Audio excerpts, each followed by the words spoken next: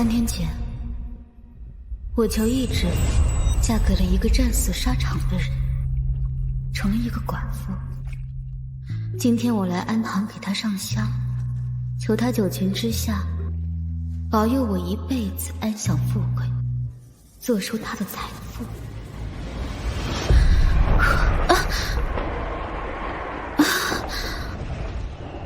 子娟，是你吗？看来我的四桂相公没显灵，财富没来，这豺狼倒是来了。公子，这是做什么？夜黑风高，美人在前，自是劫色。我可是侯府内眷，公子这么做，不怕有什么后果？牡丹花下死，做可以疯。我以前一直以为美人如玉只在书中，现在方知就在眼前。夫人不想受伤，还是不要乱动好。我不动吗？我还想着一会儿行事的时候，我在上面动给公子看呢。夫人倒是敢说。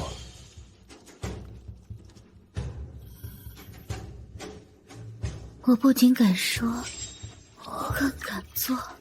公子，要不要试试？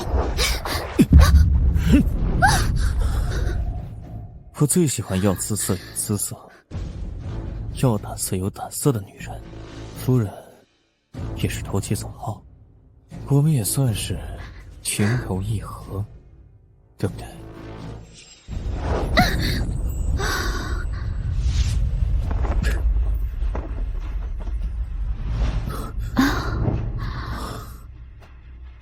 夫人在上。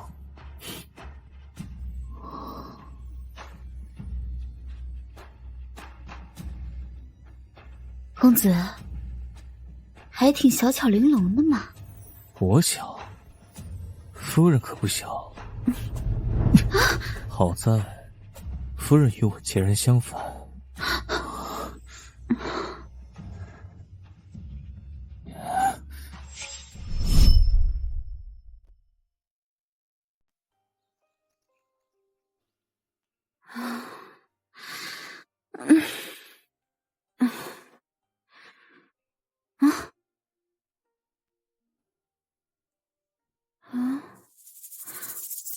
夫人真是功夫了得，动得又美又妙。祝他吃饭噎死，喝水呛死，走路摔死，得花柳病哭死。小姐，先梳洗一下吧。等一下，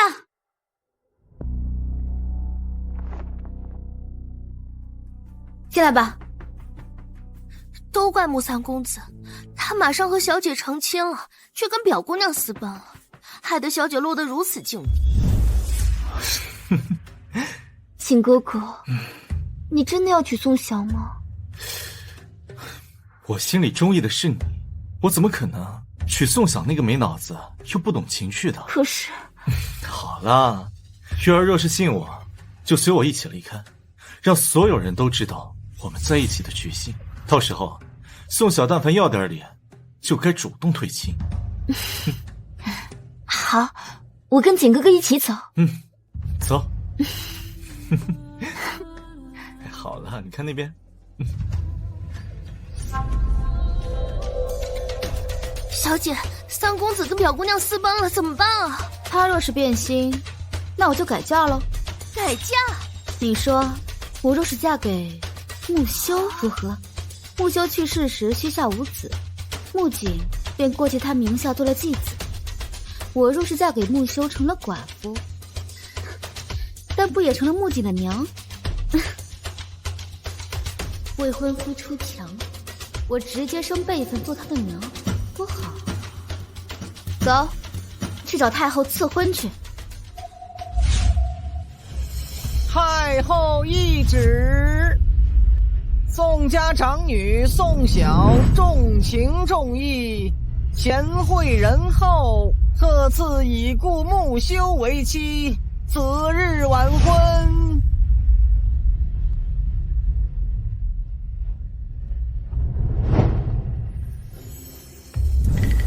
我觉得挺好的，特别是经过了昨天晚上，做寡妇的好处啊就更加明显了。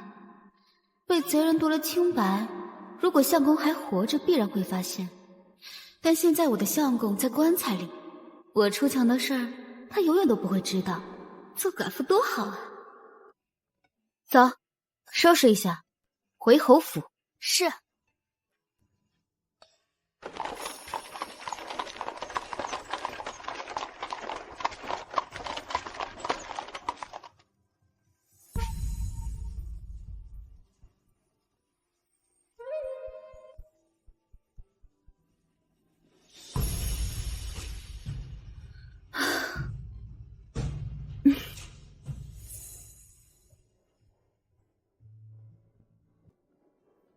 少夫人，您回来了。府里都还好吗？回夫人，三公子还有柳月儿可能要回来了。我的好大儿也回来了，正好我有事想找他。宋晓，你怎么在这儿？锦，锦什么锦？我的名字不是你该叫的。我不是早就告诉过你了吗？我是绝对不会娶你。你怎么这么厚颜无耻，没脸没皮？锦哥哥，你不要这么说表姐嘛，她会伤心的。他这么没脸没皮的人，哪里懂得伤心啊？宋晓，你就这么想嫁，这么小男人？你如果急，就去找别人。我是绝对不会娶你。表姐，你也别怪锦哥哥说话难听。俗话说，小扭的瓜不甜。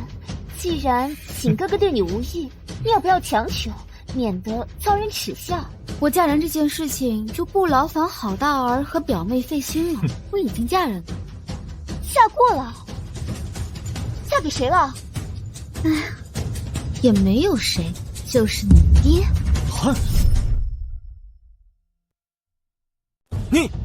你说什么？你嫁给谁爹了？表姐，这种没脸没皮的笑话可是不能乱说的，会遭人耻笑的。这种事情我怎么可能会拿来开玩笑呢？我就是嫁给穆侯爷了。锦儿是穆侯爷的继子，那他是你爹，我就是你娘了。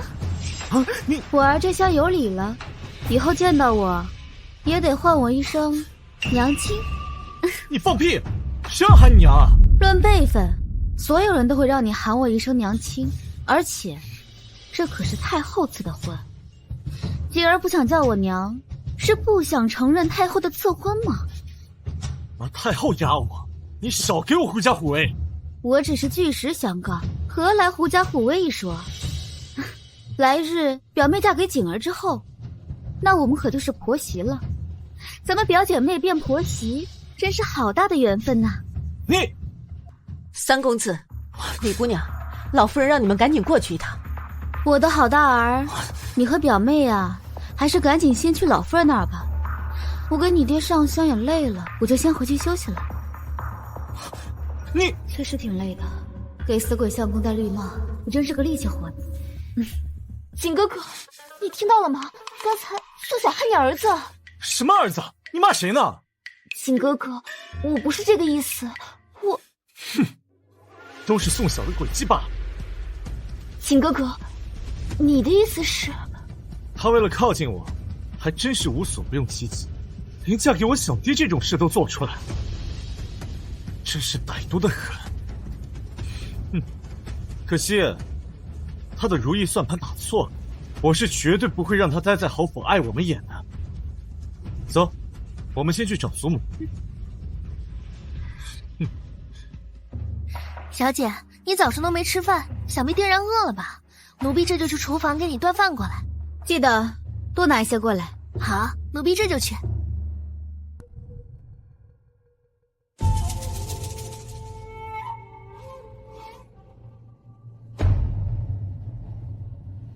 真是狗嘴驴气，活斩人渣！小姐，饭菜来了。来了。小姐，你慢点吃，别噎到了。慢不了，我都快饿死了。昨天忙活了一晚上，给死鬼相公忙活了一顶绿帽子，自己也差点累死。我这贤惠也是与众不同。小姐，您先吃着，我去厨房把这汤给您端来。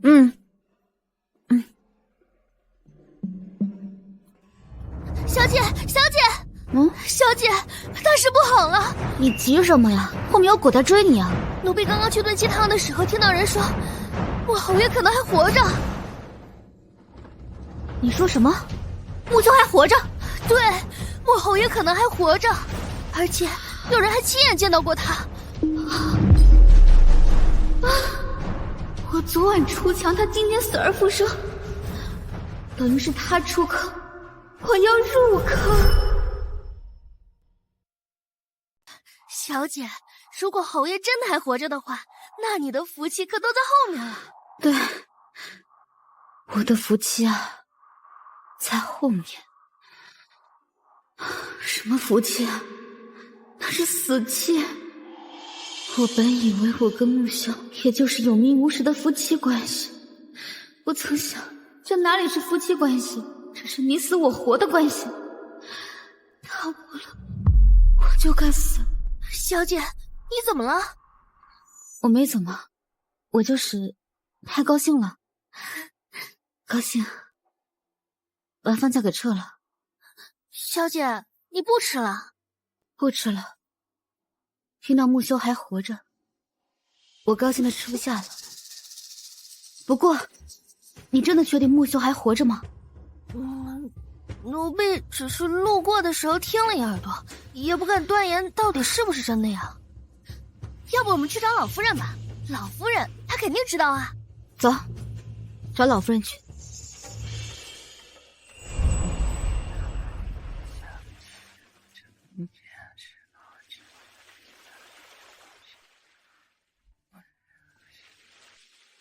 老夫人，少夫人来了。既然来了，就进来吧。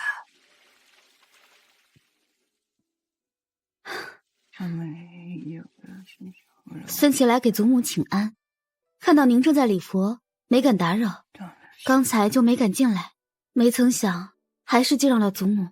无碍，既然来了，就随我一起祷告吧。是。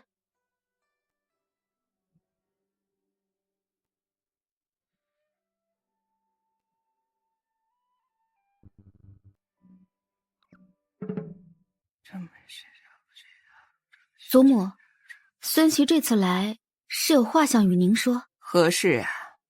最近总是梦到侯爷，他似乎与我说了什么，孙琦都听得不太真切。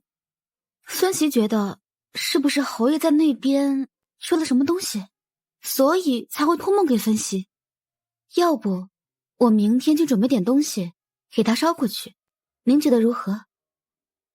如果木修还活着，老夫人必然不愿意，毕竟烧纸给活人，等于是在诅咒他。修儿已经写信回来了，无日就将归家。只是这件事不好马上对宋晓说，免得惊着他。还是等修儿回来，给他一个惊喜吧。你若想烧，就去烧吧。不过，等几日再去，这几天冷。等过几日，修儿就回来了，自然呢，也就没烧的必要了。好，孙琦听您的。太好了，让烧，那就说明木修活着的事儿根本就是子虚乌有的传谣。他死了，我就可以安稳的活着了，大喜大喜啊！求佛祖保佑我孙儿否极泰来。求佛祖保佑我与相公阴阳两隔，各自安好。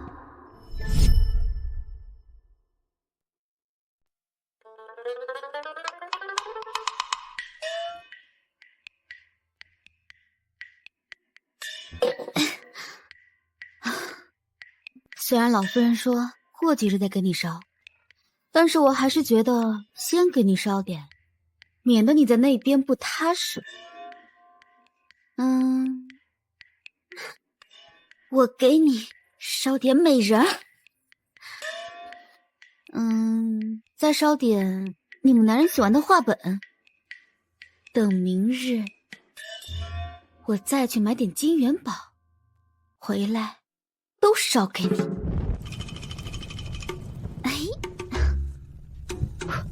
让你在那边要啥就有啥，所以你可千万别急着回来呀！不要回来呀！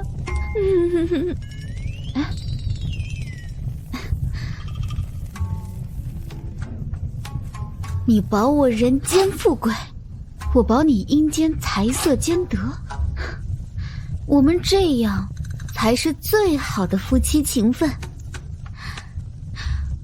哎呀，没事可千万不要回来啊！这回来也没什么好的呀，媳妇儿是出轨的，后辈是糟心的，这人间真的没什么值得你重新返回人间的呀。夫人这是做什么？侯爷，你是侯爷？侯爷啊！回夫人，属下不是侯爷，而是府中侍卫。刚才经过夫人院子前面，看见里面有火光，属下担心会出事，就过来看看。原来是这样。是，属下就不打搅夫人歇息了，告退。白高兴一场，奴婢刚才看到那侍卫，还以为是侯爷回来呢。是啊，白高兴一场，虚惊一场，差点没把我吓死。哎呦，朴姐还真是贤惠，这大晚上的还不忘给侯爷送美人。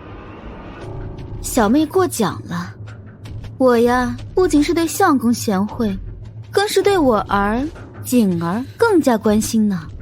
哎呀，所以我打算等到景儿成亲之后，便为她多纳几房妾室，为她延续香火，更是为了帮穆家开枝散叶。不行，你这是恐吓我。我可不是恐吓你，我是告诉你，我绝对会这么做。若是你今日与景儿成亲，那明日我便会为你找几个妹妹，同你一起伺候景儿，以彰显我一片慈母之心。你敢？表妹，你我有可能是婆媳关系，你这么跟我说话，可是大不敬哦。宋晓，你不要得意，日后咱们等着瞧。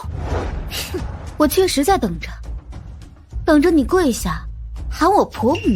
我知道，你是因为穆景抛弃你，想娶我，对我心存恨意，要报复。不过我不在乎，我与穆景郎情妾意，自然不会与你一个寡妇计较。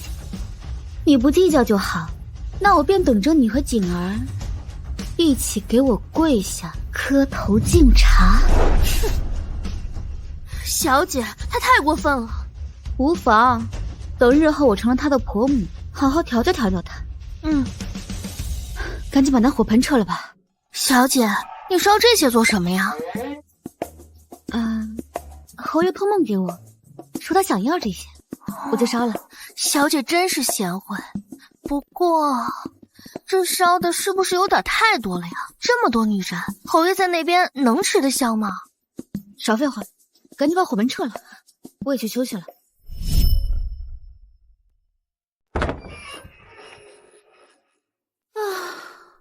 少夫人，请您随老奴去个地方。去哪里啊？府门口，老夫人也在那里。好。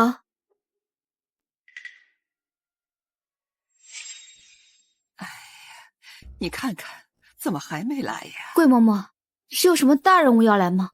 少夫人，一会儿你就知道了。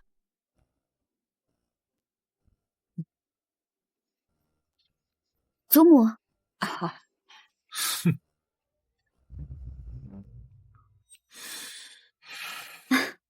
景儿，这今日天冷，怎么没披件大氅啊？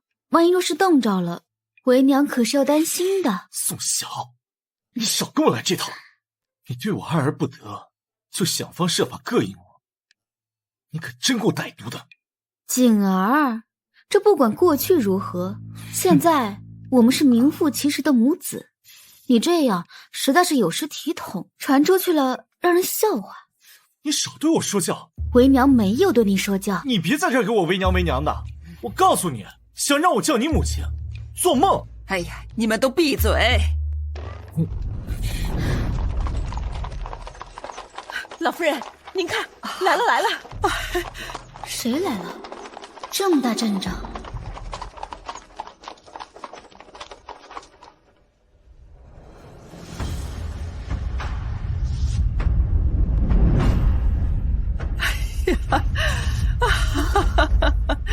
哎呀！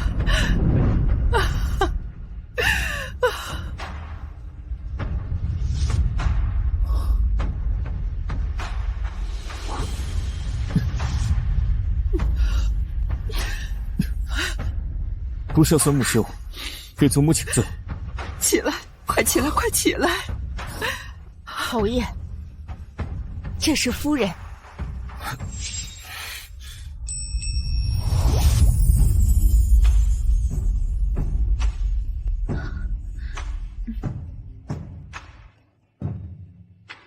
侯爷，我知道，夫人能够不在意我曾是王人的身份，举着牌位嫁入我，这份情谊，属实让人感动不已。为夫这厢有礼了。还望夫人放心，日后为夫绝不负于你。侯爷言重了，不负我，可却会埋了我。夫人这是怎么了？我知道侯爷回来了，我太高兴了，太高兴了。有这样的贤妻，心里万分欢喜。等你知道头上有顶绿帽的时候，就不欢喜了。老夫人，侯爷一路舟车劳顿，定是累了，咱们还是回屋再叙吧。对对对，秀儿，回屋。好。小小，你且回你屋里稍等一下，我和修儿有些话要说。是。修儿，回屋。哎。哼，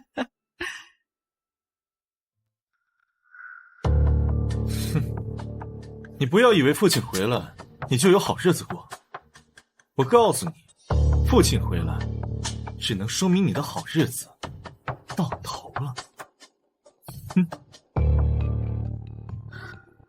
这次让他说对了，我的好日子真的要到头了。太好了，侯爷回来了！这回呀，我们让那些嘲讽小姐、讽刺小姐的人看看，我们小姐才不是什么寡妇命呢。不是寡妇命，但短命啊！我的生命线瞧着也挺长的，不像是短命鬼啊。小姐，我们不能这样干坐着，我们得做点什么。做什么？去给自己挖个坑，先把自己埋了？小姐，我们为你梳妆吧，咱们这回好好打扮打扮，好让侯爷看看咱们的绝美容貌，跟他是天造地设的一对。哼啊！小姐，你看这两件，你喜欢哪一件？哪个都不想穿，这个时候，哪件瞧着都像是寿衣。小的给侯爷请安。阎王来了。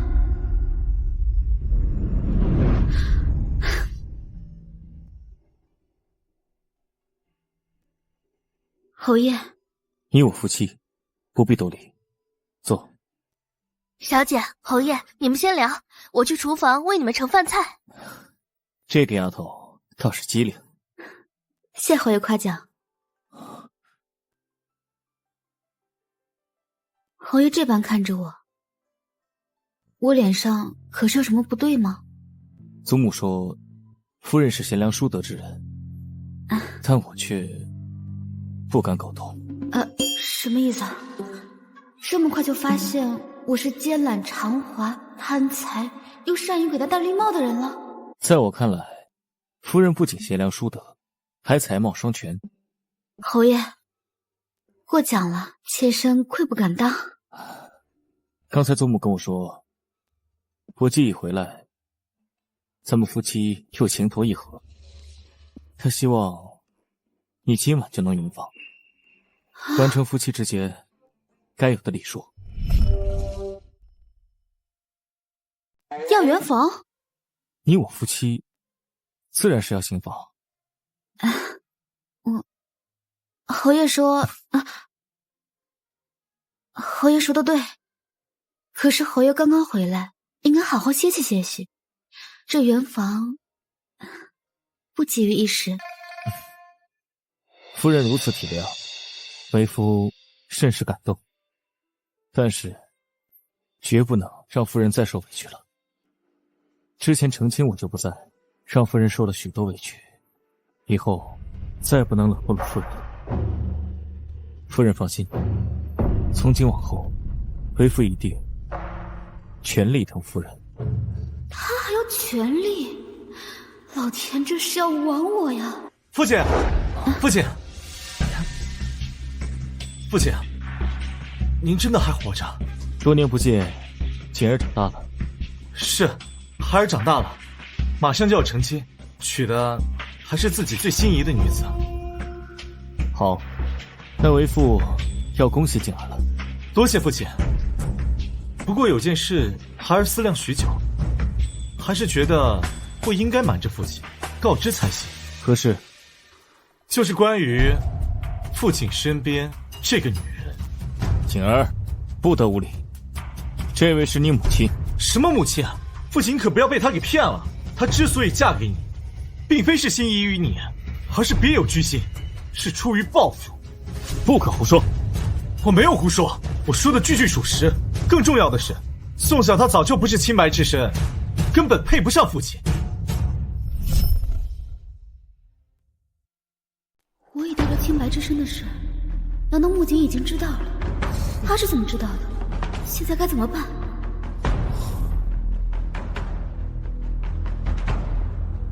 你说他并非清白之身，此话何意啊？父亲应该知道，一个女子最重要的就是洁身自好、矜持善良。可是宋晓，他却不知廉耻，心思歹恶。穆景，注意你的言辞。我说的句句属实。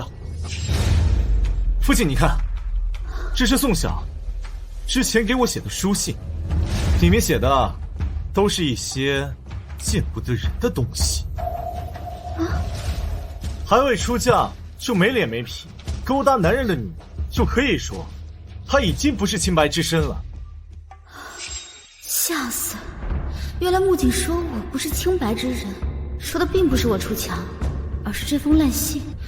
不过我怎么不记得给穆景写过信？更何况她之所以嫁给父亲，也完全是出于对我的报复。所以像这种心思歹恶的人，是绝对不能待在侯府。还请父亲马上休了他。侯爷，三公子说的对，我这样粗俗的女人，实在是配不上侯爷。还请侯爷休了我吧，赶紧休了我。为求对于我来说，等于是起死回生啊！还算是你有点自知之明。哼，父亲，既然他都这么说了，你就赶紧把休书给他吧。莫叔，进来一下。侯爷，将穆景带下去，重则10大板，理由对母不敬、不孝。是。父亲，你糊涂了吗？我清楚得很。宋晓是我的妻子，你对她言语不敬，打你都是轻的。小小，你觉得为夫做的可对？侯爷，想必三公子应该也是无心的。这俗话说，打在儿身，痛在娘心。三公子若是挨了板子，我实在是痛心不已。宋晓，你少在这里猫哭耗子假慈悲！我告诉你，我不稀罕。住嘴！你对你母亲那样无礼，她还是为你求情替你说话。她是如此的宅厚善良，你身为人子，却这样诋毁母亲，简直是丧良心！侯爷，算了，三公子从未承认过我是他的母亲。从我嫁进府至今，他从未唤过一声。但你在他的心里，我不配让他叫我一声母亲吗？你，既然如此，木槿，你先跪下，先给母亲行个礼。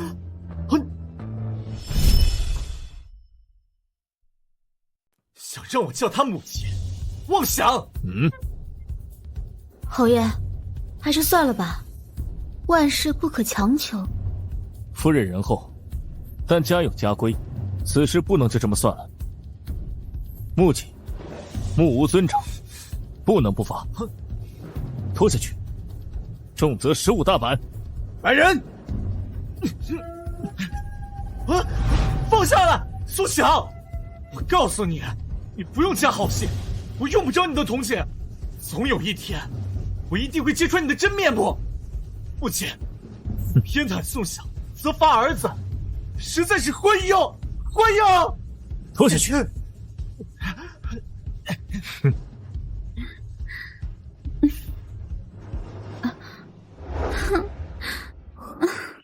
你放心，有为夫在，绝不会让你受委屈。谢侯爷，我并不觉得委屈，我只担心你与锦儿之间生出嫌隙来。夫人如此贤德，是为夫莫大的福气啊！今晚与夫人行周公之礼一事，现在是满心欢喜，真心期待。不知夫人可与为夫一样？不一样，我可一点不期待，也不盼望。夫人怎么了？可是哪里不舒服？没有，就是侯爷刚刚说圆房的事情，太害羞了，羞死人了。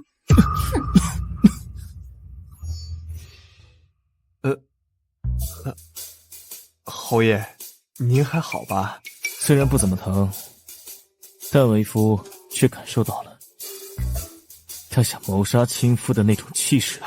打是亲，骂是爱，说明夫人还是想注意你。行了，别嘴贫了，去看看宋晓现在干什么去了。是。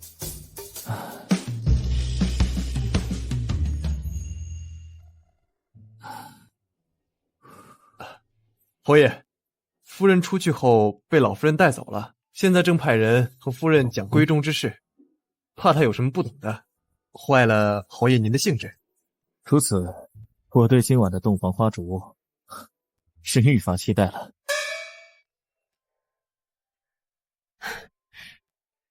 夫妻闺房事是最正常不过的，少夫人不必觉得害羞。这上面的内容，少夫人好好学学，是很有必要的。就比如这个姿势，这个姿势是最容易怀上子嗣的，少夫人可要记得点。咱们侯府子嗣单薄，少夫人若是能早些为侯爷生下长子，老夫人和侯爷必然都很高兴。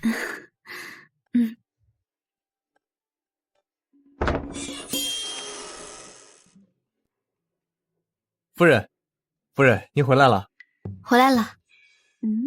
学了一肚子火，满脑子的黄回来了。夫人，侯爷在里面等您呢，您赶紧进去吧。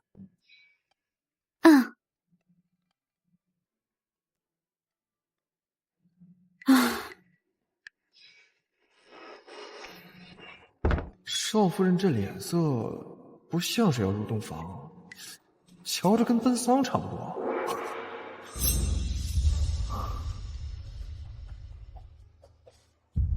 夫人，为夫已经准备好了，不知道夫人准备的如何？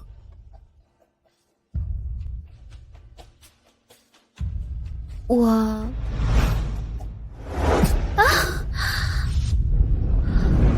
其实啊，夫人什么都不用准备，一切交给为夫就好。完了，我不是文璧之身的事，要被发现了吗？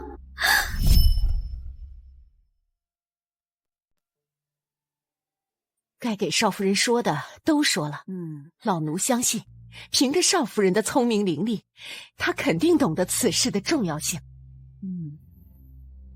是啊，早日生下儿子，对侯府对他都是好事。老夫人，老夫人，老夫人，宋家来人了，他们知道侯爷回来的特别高兴，迫不及待的想见侯爷，这会儿已经朝侯爷的院子去了。少夫人和侯爷的洞房花烛夜，他们这个时候去，可能有点添乱的。走，过去看看。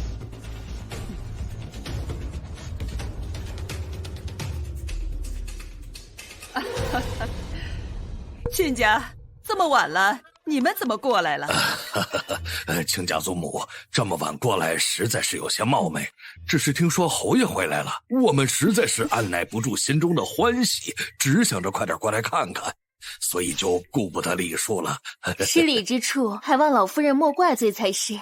亲家，你言重了，你们能过来，我这心里挺高兴的了。只是今晚上是修儿和小小的新婚夜，所以实在是不便出来跟你们见礼。亲家，不如先去我的院里坐坐，等明日我让木修带着小小去宋家给您们请安。好，好，好，请。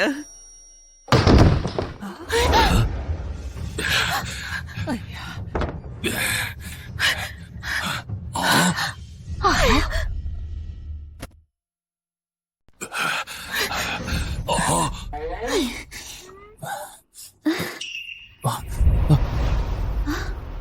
岳父岳母，初次见面，小婿失礼了。亲家，二姑娘，下人已经准备好了茶点，咱们先去我院里稍坐一下，可好？好，请。请。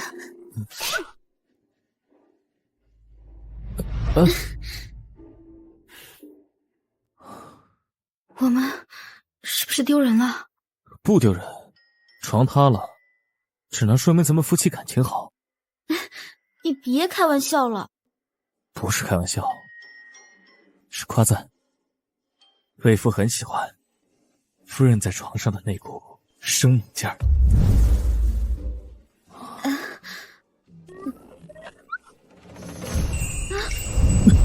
猛虎出闸！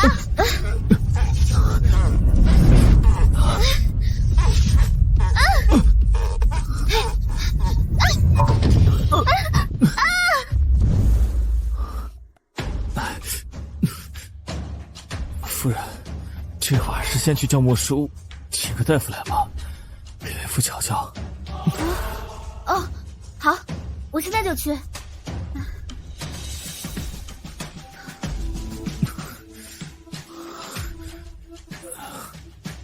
请少夫人先照顾侯爷，属下这就去请大夫。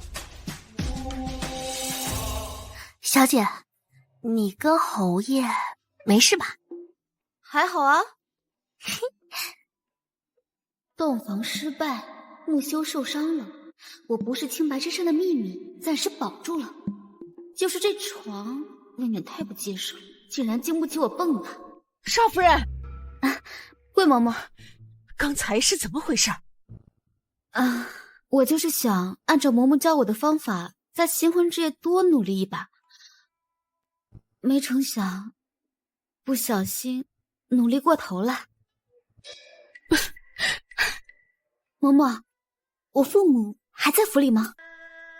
他们还在跟老夫人说话，他们那边你不用担心。少夫人照顾好侯爷，有事儿叫下人去禀报老夫人。好。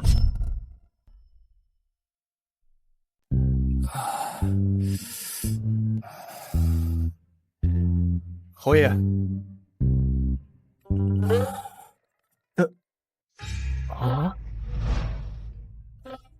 这身体真好，真机灵，到底什么姿势，把床给干塌呀？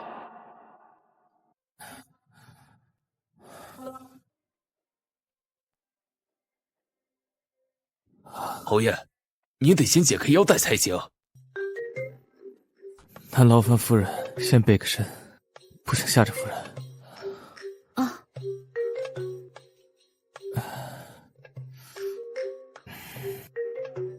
哎呀，侯爷，您这伤的可是不轻啊！你的意思是，残了，废了？娘呀，我真猛啊！没有，没到残的程度，就是要好好休养一阵子，暂时不能行夫妻之事。行。感谢老天爷，我又可以守寡了。那草民先给侯爷开点药，侯爷先调养调养。侯爷，那您先好好休息，我去送张大夫。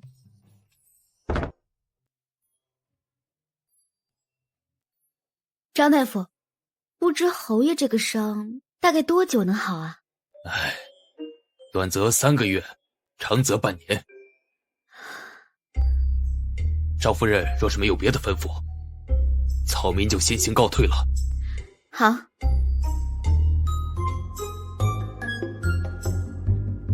姐姐，妹妹还没走啊？父亲母亲已经走了，我心里挂牵姐姐，所以可以留下来陪姐姐几天。哦，那妹妹还真是有心啊。外人也许不知道，但是我可是相当清楚，宋家的心上人正是木修，留下陪我是假，别有居心才是真的。姐姐，你这刚嫁过来就害得侯爷受了伤，是不是你与侯爷八字相克呀？我与侯爷的八字，那可是太后专门找人看过的，是天作之合。可是妹妹却说我与侯爷八字相克，难道是对太后相看的结果有所质疑啊？这贱人竟然敢拿太后压我！我只是怕姐姐遭遇非议，姐姐怎么能这样歪曲我的心思啊？少夫人，侯爷说想您了，请您先回屋吧。好。才半日功夫，我侯爷就被宋萧这个贱人迷得5迷3道的，屁大点功夫就想他，宋萧根本不配得到这份宠爱，给我等着！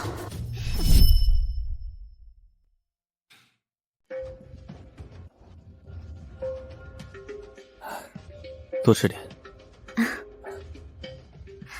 侯爷，多吃点儿，补补身体。姐姐怎么只顾着自己吃啊？怎么不给侯爷夹菜呢？食不言，寝不语，妹妹也是学过规矩的，怎么忘记这一点了？多谢宋二姑娘的关心，但我这人呢，不爱吃肉。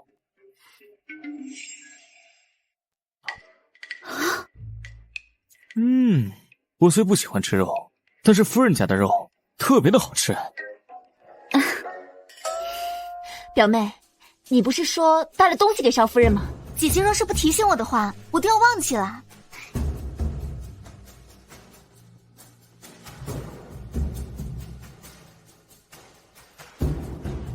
这里面都是姐姐写给三公子的信，在家里面放着，我就都给拿过来了。毕竟是姐姐的东西嘛。是给景哥哥的信吗？哎，夫人的字还真好看呀。祖母你看，是不是不错？小小确实写了一手好字啊。不是，木修他是不是有病啊？宋萧给木槿写信是不检点，他怎么还夸起来了？这是死而复生留下的后遗症吗？能娶到夫人这样才貌双全的女子，我真是好福气啊。表妹写给景哥哥的信，我可以看看吗？当然可以，事无不可对人言，表妹想看自然是可以的。只不过我倒是不记得什么时候给三公子写过信。姐姐说这话是什么意思啊？这信都在这儿，我还能冤枉你不成？妹妹多虑了，我只是疑惑而已。你还是先看信吧。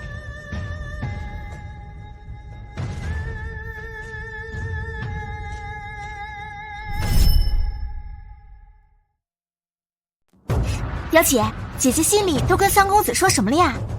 若是不能言说的话，我们也是能理解的。我与三公子之间有什么是不好言说的？哼！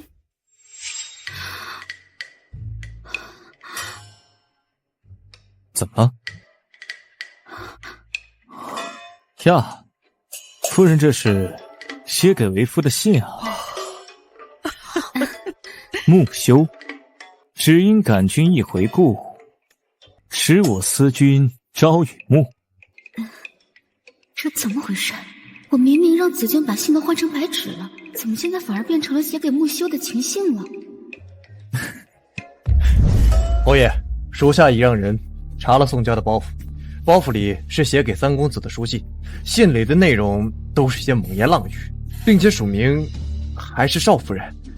手下猜，宋娇是想用这些书信挑拨侯爷与少夫人的关系，是吗？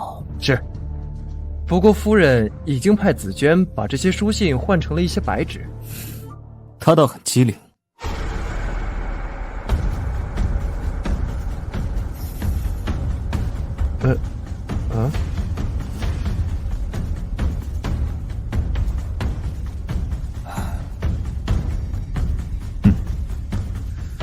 将白纸拿走，换成这个。是。唉，夫人对我情深意重，我是一直都知道的。怎么可能呢？这不是写给三公子？怎么会？宋二姑娘，这木槿也算是小小的儿子，就算是小小给他写信，也无可厚非啊。有什么值得大惊小怪的呢？是，侯爷说的是。尊母，我和小小还要去给皇帝和太后请安，我先告退了。好，好，去吧。是。走。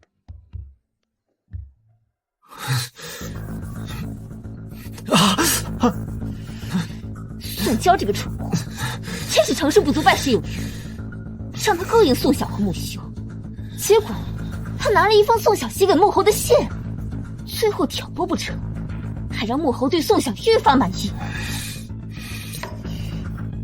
景哥哥，你放心，你平白被打这件事，绝对不会轻易就算了，我一定会给你出这口恶气。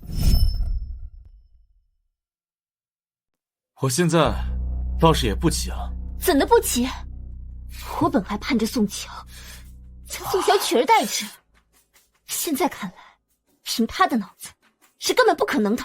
就算是没有宋乔，宋晓这侯夫人的位置，怕是也难坐稳。景哥哥这话是什么意思？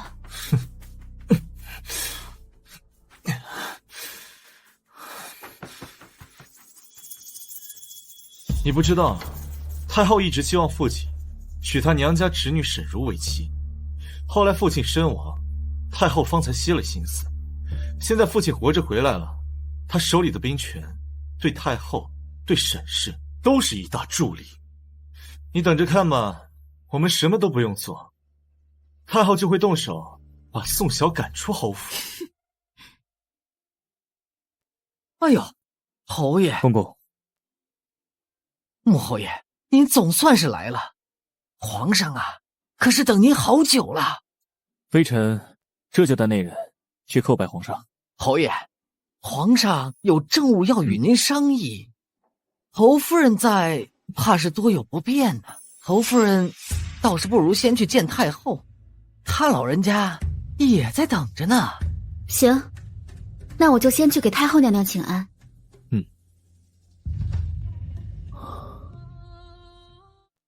臣妇给太后娘娘请安，太后万福。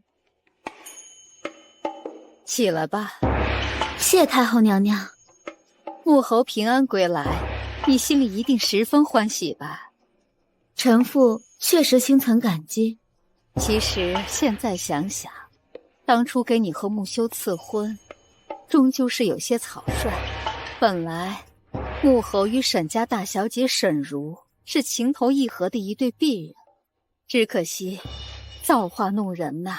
当时知道穆修阵亡的消息后，沈如是伤心欲绝，连终生不嫁这样的话都说出来了。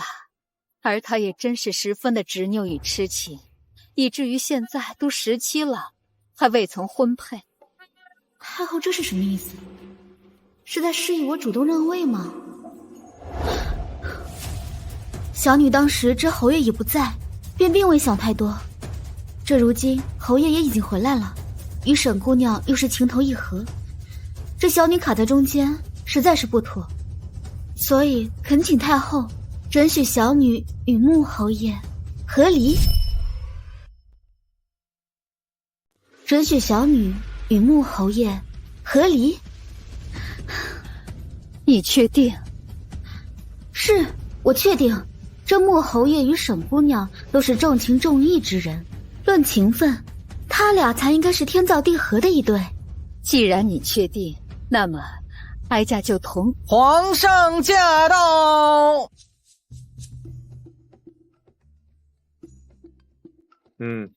起来吧。来，皇上，穆侯爷，你们不是在忙政务吗？怎么得空到哀家这里来了？确实是在忙政，只是穆侯爷心里惦记着媳妇，坐立难安，朕便陪他一同来了。哎呦，真没想到穆侯爷居然是这么紧张媳妇儿的人呢。微臣示意，让太后和皇上见笑了。若是方才小小有什么失礼的地方，微臣在这儿赔罪了。穆侯言重了，小小很好，只是他方才恳请哀家准许他与你和离。和离？夫人为何有此想法？是对为夫有什么不满吗？他哪里是对你有什么不满呀？只是他知道你曾与沈如两情相悦，想成全你而已。那些都是京中传言罢了。沈姑娘文采双绝，我对她只有钦佩，从未有过其他想法。是你误会了，以后切莫再说这些话了，免得误了沈姑娘的名节。穆修说的是，如果你的相公早就对沈家姑娘有意，早恳请朕赐婚了，何必等到今日？你说是吧，母后？皇上说的是。微臣这次前来，就是来向太后谢恩的。多谢太后赐给微臣这么好的一桩亲事。小小她乖巧、懂事、体贴，微臣很中意。你中意，那自然是再好不过了。是，小小她秀外慧中，重情重义，知书达理，冰清玉洁。要命，汗都给夸出来了，还冰清玉洁？冰清玉洁个屁！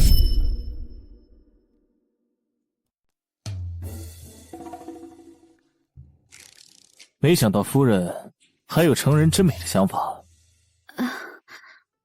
侯爷恕罪，当时是我一时糊涂了，想着侯爷若是和沈姑娘真心相爱的话，那自然是要成全的，可不能委屈了侯爷。唉，夫人为了不让我受委屈，竟然什么都愿意做。夫人如此情深意重，我心里甚是感动。你放心，这辈子我身边除了你，不会再有其他人。侯爷，不过往后这和离的话，可是不能再说了。好，你发誓？发誓。我宋晓，往后要再说和离的话，就让我一辈子都发不了财。一辈子发不了财，好歹毒一个男的，那我也就祝他一辈子不能人道。你3朝回门都没能回去，不如今日我陪你回趟岳丈家。来，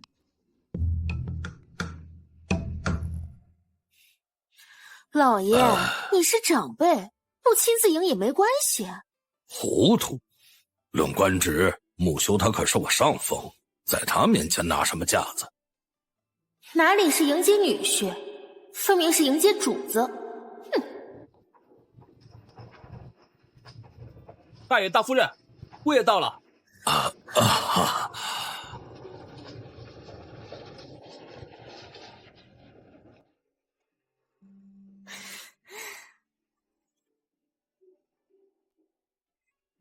来，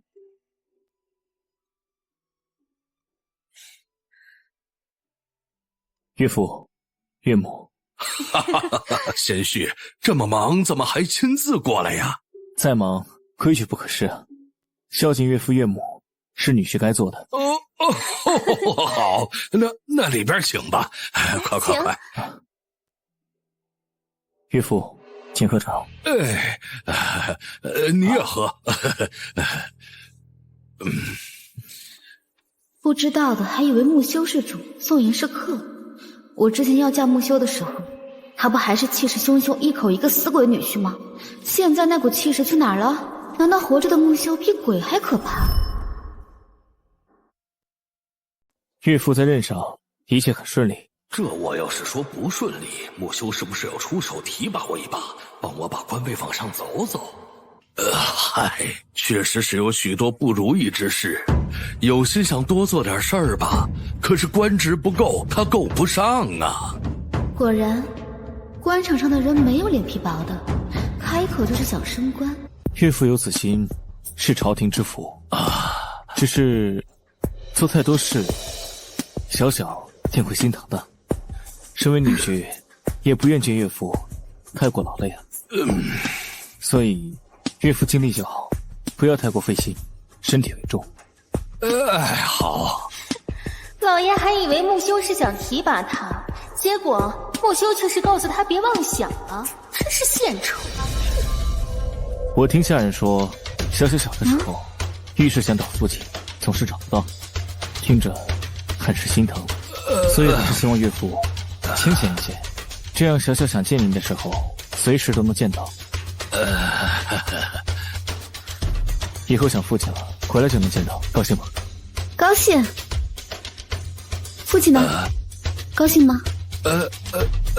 高兴，自然是高兴。老爷、侯爷，我好久没有见小小了，想跟小小说一些贴己的话，你们看可以吗？侯爷您看。夫人做主，听夫人的。木修这嘴脸是惧内。那侯爷与父亲去说着话，我随母亲去给你们准备中饭。好。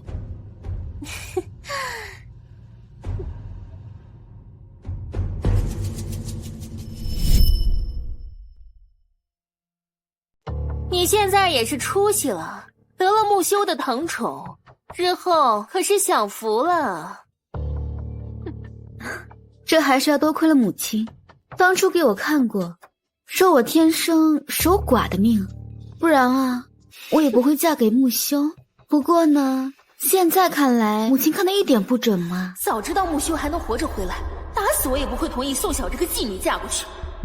我很庆幸我看的不准，所以看你现在富贵无忧，我心里也是由衷的替你高兴。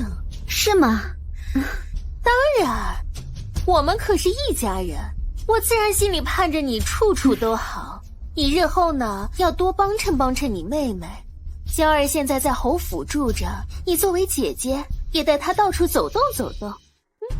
不知道母亲想让我带妹妹去哪里走动？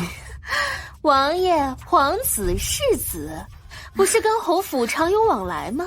你就带着娇儿去他们府邸多走走啊。小小，这一笔写不出2个宋字，你们姐妹就该相互帮衬着。娇儿若是嫁好了，对你也是好事啊。母亲说的是，你放心吧，我一定多多帮妹妹。你先忙，我去我房间看看。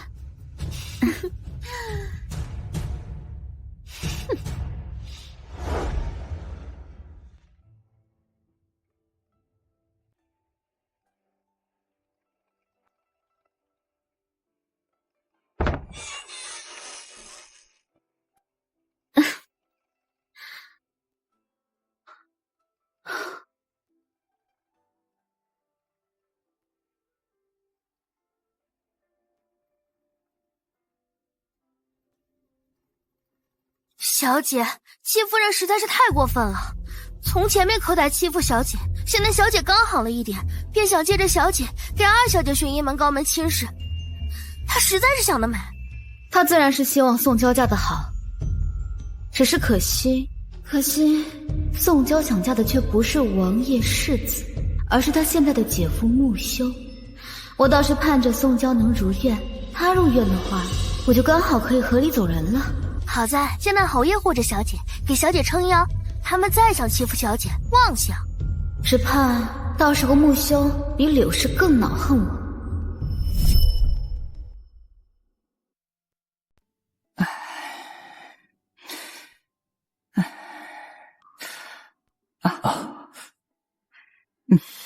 回来了。今天一切还顺利吗？顺利，只是我让小小先去歇息了，没来请安，请祖母见谅。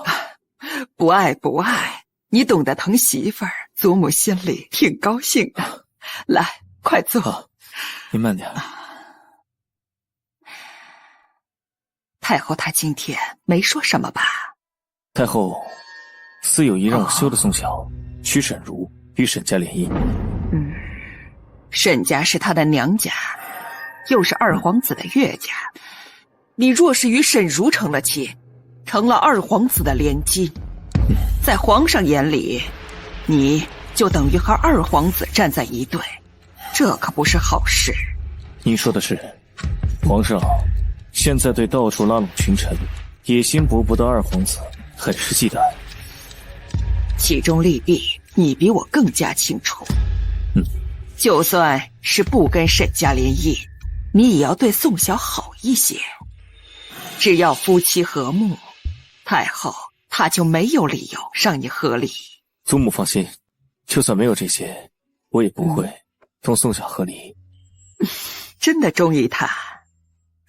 对，毕竟在这满京城里，在洞房花烛夜能把床榻压塌的，他可是独一个呀。虽然很珍惜，你喜欢就好。时辰不早了，那我先回去歇歇了。好，您早些歇息。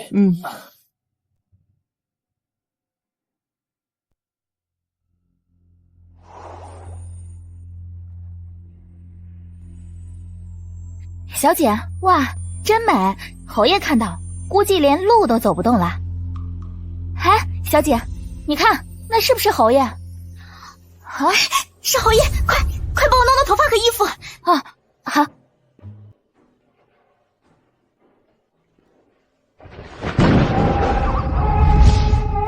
侯爷！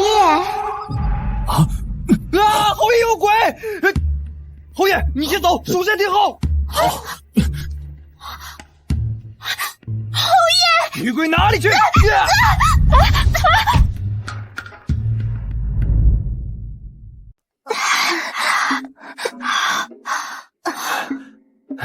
莫护卫，你这是干什么？竟是宋二姑娘，请恕属下眼盲，刚才还以为是哪儿飘来的女鬼呢。多有冒犯，还请宋二姑娘海涵。莫护卫，严重了。多谢宋二姑娘不怪。不过宋二姑娘，这么晚了不在屋内休息，穿成这样，在这里做什么？我晚上睡不着，四处走走，散散步。是吗？那宋二姑娘你继续散步，属下就先行告退了。哎呦，小姐，你没事吧？没事。哪来的女鬼，吃我一脚！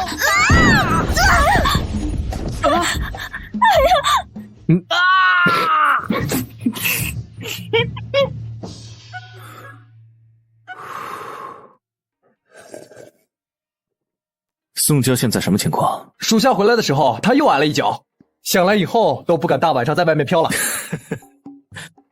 侯爷，您沐浴吧，属下给您备水。好。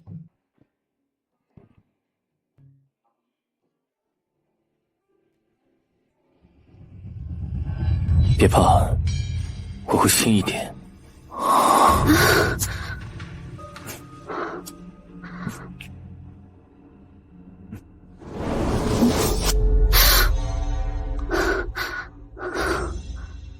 又梦到了那个夺我清白的男人了。可惜要是没看到脸，只凭着腰上的一道疤，这可怎么找？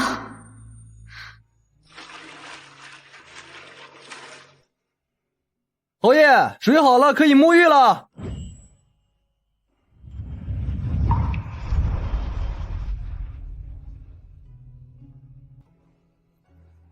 木叔，你说如果宋晓知道我就是夺他清白的那个人，他会如何？谁能想到当初侯爷碰到那个人竟然这么巧就是夫人。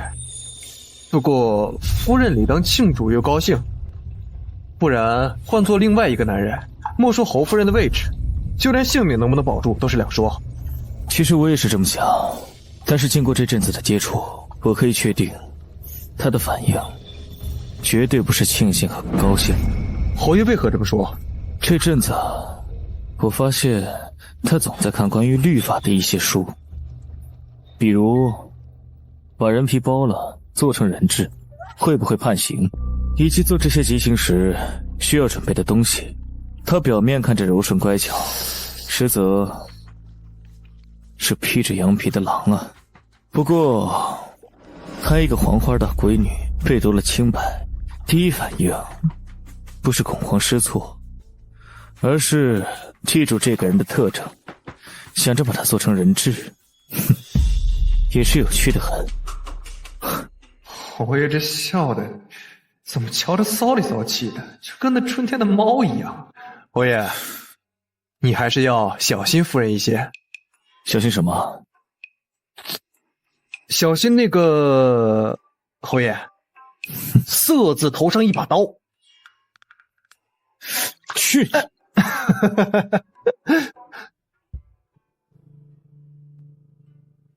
小姐，奴婢刚刚去打水的时候，听到有人说二小姐身体不舒服，病了？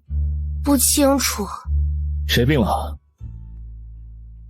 侯爷，好像是宋娇，听说她身体不适，应该是病了。既如此，赶紧把宋二姑娘送回宋家吧。送回去？这宋二姑娘来侯府才没2天就病了，由此可见，她跟咱们侯府八字不太合。为避免咱家的气运冲撞了她，惹得她病情加重，还是赶紧把她送回去的好。夫人意下如何？我以为侯爷说得好，侯爷说得对，侯爷说得真棒。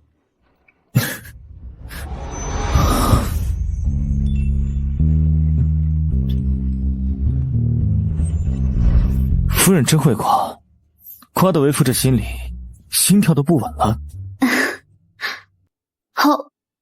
侯爷过奖了。小姐，一定是宋晓对侯爷吹了耳边风，才让侯爷这么迫不及待的让你走。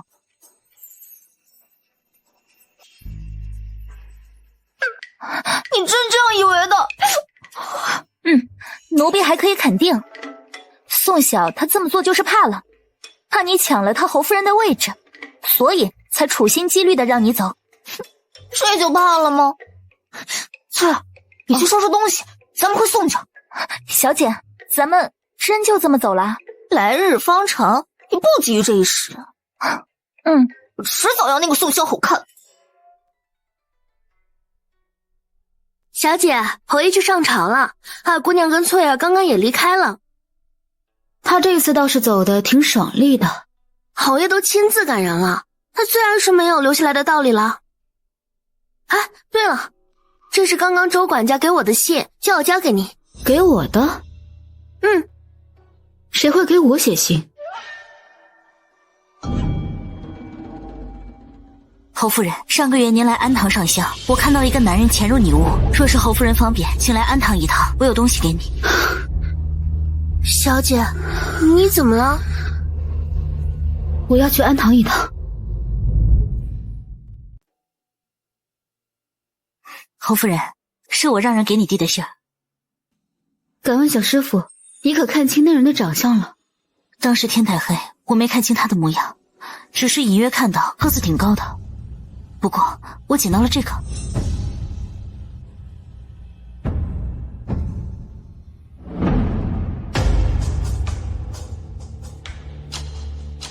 多谢小师傅。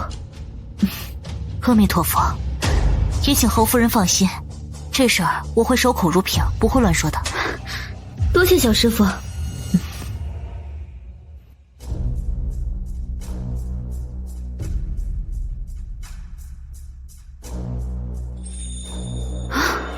那日那个男人离开后，我在屋内捡到半块玉佩，加上这一块，现在玉佩完整了，拿着这玉佩到玉器店，说不定就能找到玉佩的主人。紫娟，去玉器楼。是。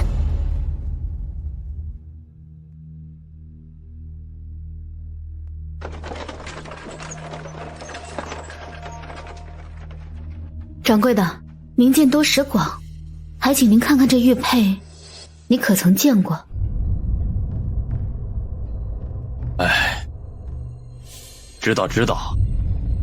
这块玉佩的图案是我雕的，当初足足雕了1个多月，还是我雕的最久的一块。纵然已经过去好几年了，我还是记忆深刻呀。太可惜了，这么贵重又精致的东西，怎么就摔碎了呢？那你还记得是谁把它买走了吗？自然记得。谁啊？这块玉佩的主人不是别人，正是宋家公子宋义的，也就是夫人你的同胞大哥。这怎么可能？这样的玉佩掌柜的确实只雕过一个，不过我好像见别家玉器店也做过一样的。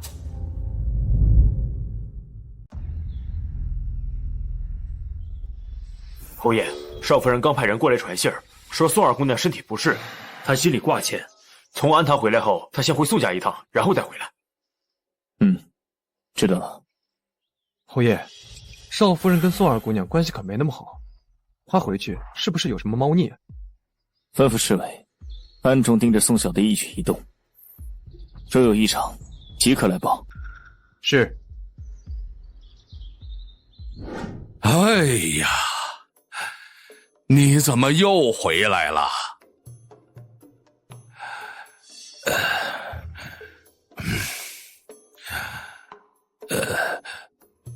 木修呢？他回来了吗？他没来，就我回来了。哎，有个位高权重又看我不顺眼的女婿，没沾光就生气。父亲，女儿啊，好生羡慕您。你羡慕我什么呀？羡慕我摊上木修这个女婿忍气吞声的本领突飞猛进吗？我能羡慕什么呀？自然是羡慕父亲有我这么好的女儿，给你找了一个穆侯爷这么好的女婿。你少跟我扯这些，你说吧，回来干什么？劳烦父亲给看看，这个玉佩是大哥的。是。什么叫是啊？大哥可是父亲的嫡长子，他的贴身玉佩，难道您不认识？还是说把您的眼睛给扒大点儿，仔细给看看清楚？哎呀，是，他就是你哥的。你发誓，你说的每句话都是真话。发个屁誓！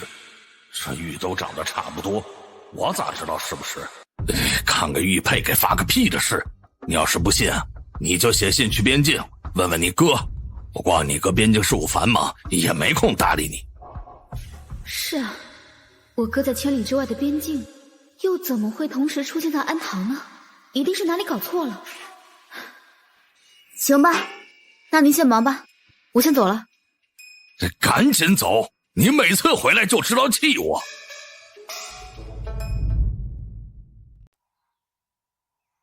姐姐，你已经嫁人了，这样随意回娘家，怕是不太好吧？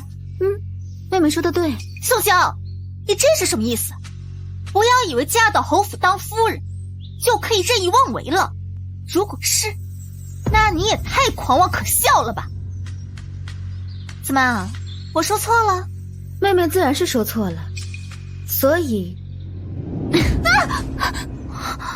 大小姐，你未免也太蛮横了，竟然无缘无故的对二小姐动手，简直是欺人太甚。紫娟，掌她的嘴。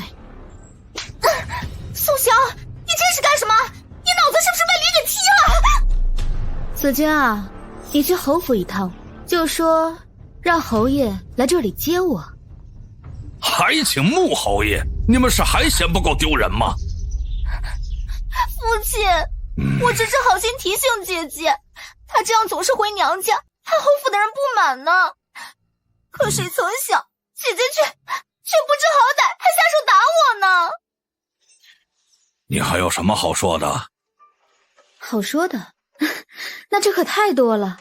是说5岁那年宋娇把我推下水的事情呢？还是我6岁那年，我那好继母因为伤心过度，把我忘在我娘坟前的事啊？还是说……好了，闭嘴吧你！不，你让我说的吗？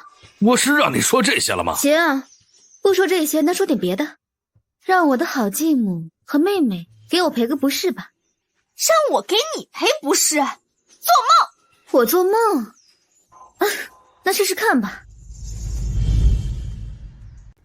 听说妹妹最近正在与京城富家议亲，对吧？你说如果我把这些年宋娇以娶我为乐，和这些年对我做过的事情都告诉富家，结果会如何？宋娇，你在这胡说八道些什么呢？我什么时候欺负你了？没有吗？那既然妹妹说没有的话，那我可得让侯爷和富家一起查一下，得仔细的查一下，免得让妹妹觉得我污蔑了她，冤枉了她。宋晓，你到底想干什么？你非要搞得家宅不宁，你才高兴吗？这些年我那继母与宋娇欺辱我的时候，父亲倒没有觉得是他们搅得家宅不安呢，到现在就要求我家和外事兴了。所以呢，你现在想要报仇了是吗？如果是呢？你敢？我有什么不敢的？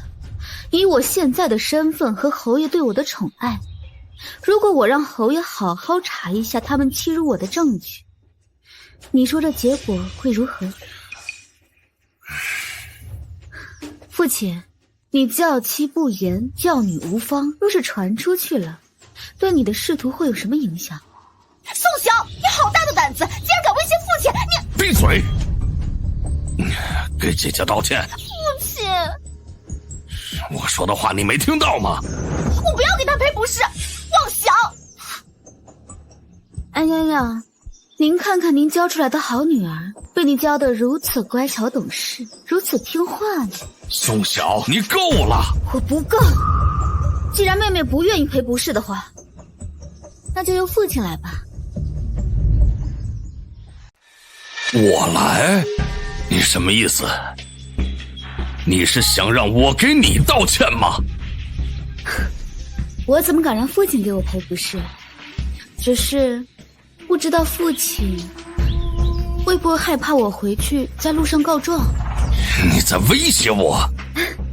女儿自然是不敢威胁父亲的，不过为了父亲的仕途顺利，为了我的心情畅快，俗话说嘛，破财消灾，父亲应该是听过的吧。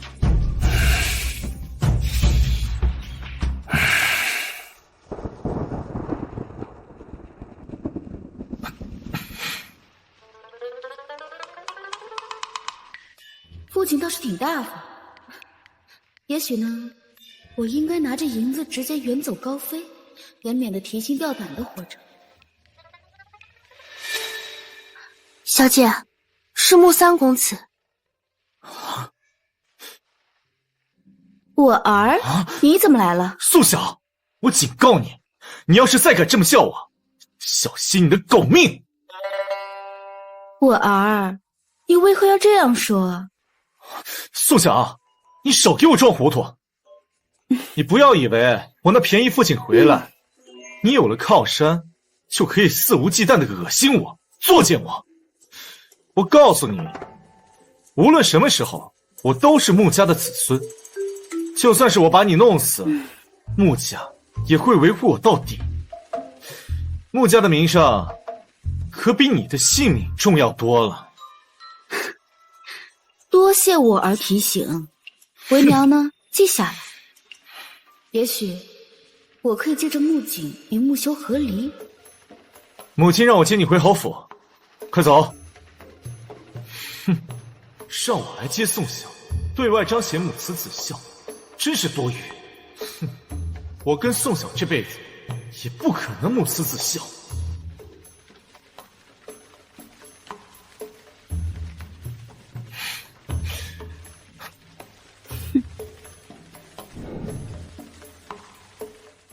母亲，我特意让简儿去接宋晓回来，这样他们母子相处和谐，堂堂正正。我看日后啊，谁还敢说闲话？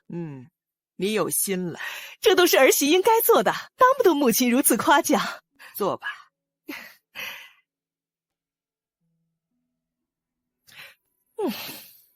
老夫人，老夫人，什么事儿啊？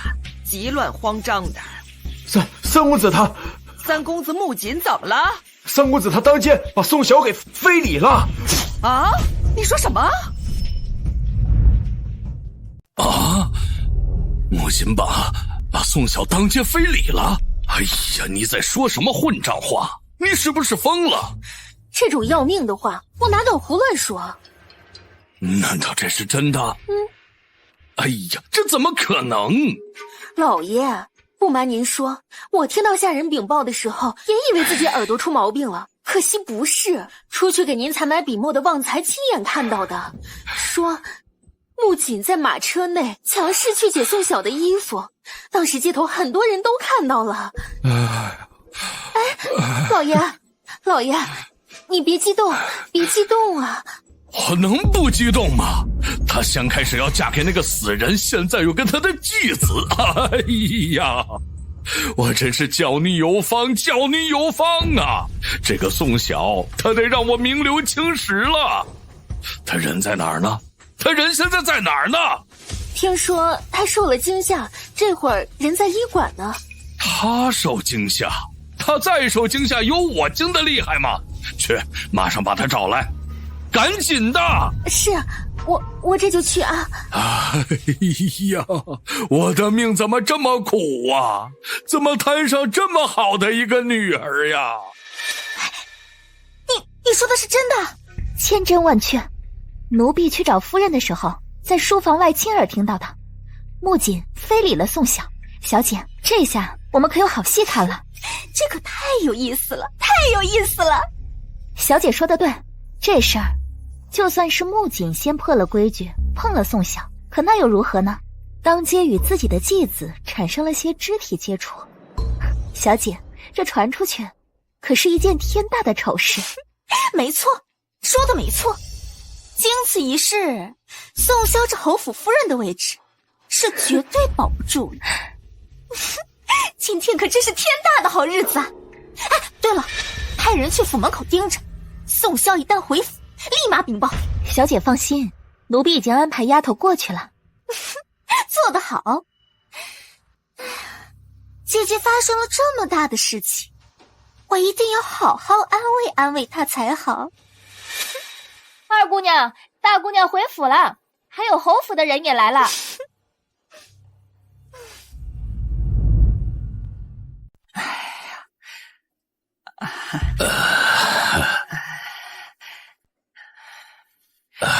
老夫人，宋大人，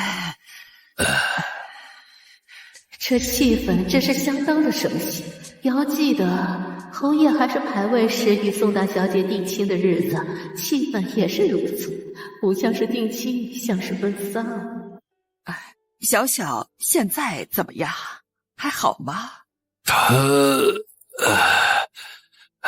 我能去看看小小吗？当然，老夫人请。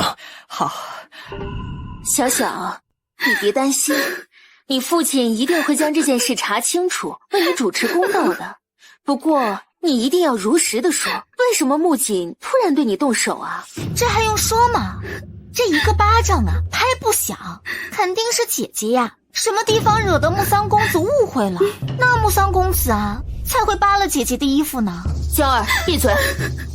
我说的是事实。我想，这京城普通的百姓也必然是这样想的吧。江儿，不可胡言。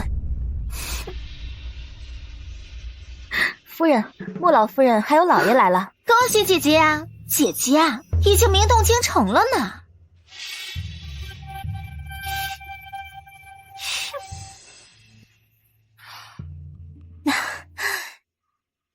侯老夫人，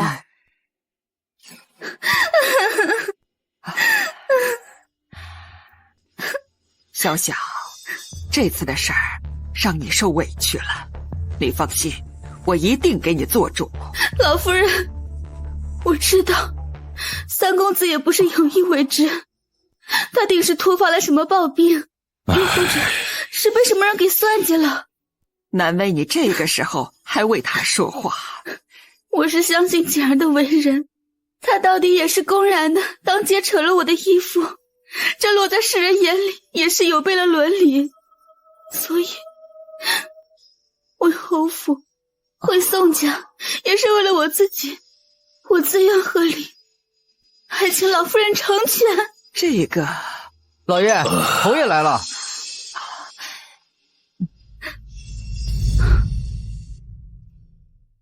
木修来了，一定是来与宋萧和离的。毕竟这种丑事儿，世上没任何一个男人能接受得了。那些流言蜚语，足以让人颜面尽失。木修这样注重颜面的人，自然是不能容忍的。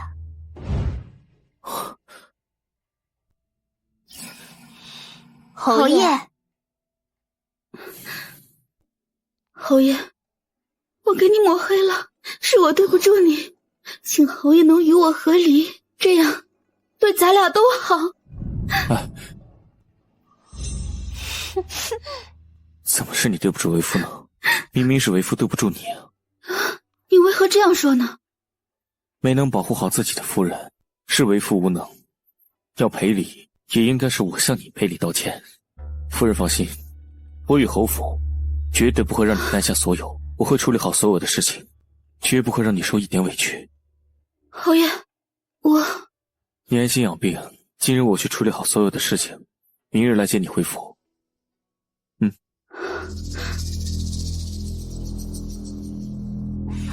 父亲母亲，我去送木侯爷。侯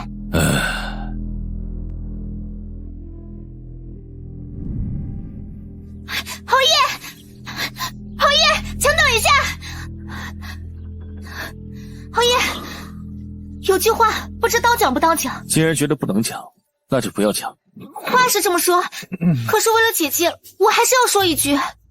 侯爷，刚刚姐姐说和离，不是随口说说，是真的想和离。哦，是吗？是真的。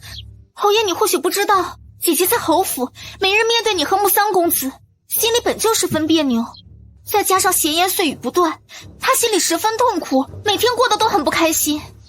侯爷若是真的疼姐姐的话，那就答应她的请求，与她和离吧。宋二姑娘这番话，真的是出于关心小小吗？那是自然。可在我看来，你这分明是在幸灾乐祸，盼着她合理，盼着她孤苦无依。侯爷，你怎么能这么说呢？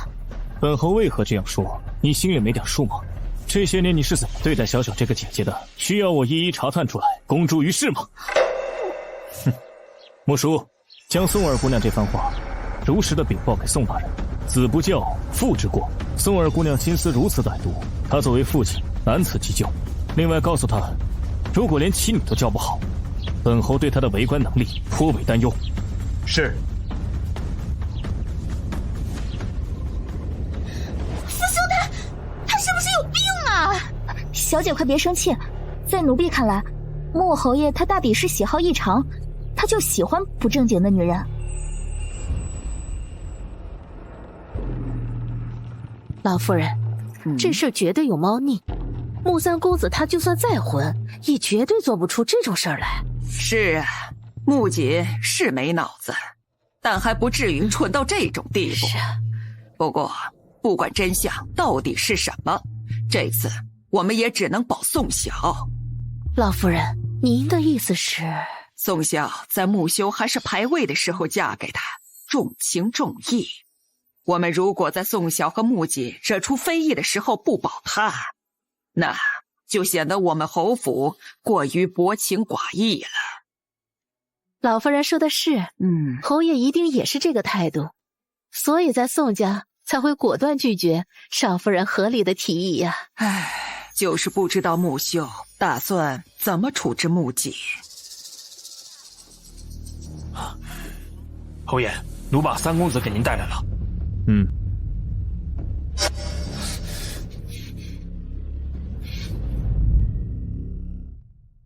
你是不是想问我跟宋晓的事，我告诉你，我没做。我从来都看不上宋晓那个贱女人，更不会当街去非礼她。她不要脸，我还要。你要不要脸已经不重要了，重要的是，现在需要一个说法，堵住世人的嘴。那还不简单？你直接把她休了不就得了？这样就没人再胡说了。是吗？可惜啊，这只是你的想法。父亲，你这是什么意思？意思就是，我已经让人把你东西收拾好了，少时就把你送出京城去。我不走，凭什么是我走？要走也该是宋晓走。你要是现在就走，3个月之后我就把你接回来。你要是让我强行把你送走，再回来就是3年之后了。你自己思量一下。父亲，你这是威胁我吗？我告诉你，我不怕。来人！属下在。把他敲晕，拖出去。你们敢？木修，你竟然为了宋晓那个蠢女人，要抛弃你的儿子，你简直就是昏庸！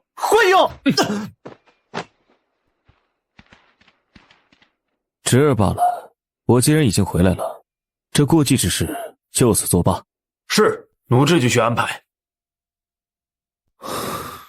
还有，派些得力的人手去宋家守着，少夫人有什么风吹草动，立刻来禀报。是。让开！给我让开！我要见木修，你们谁敢拦？木修，我告诉你，你要想送锦儿离开京城，除非从我的尸体上踏过去。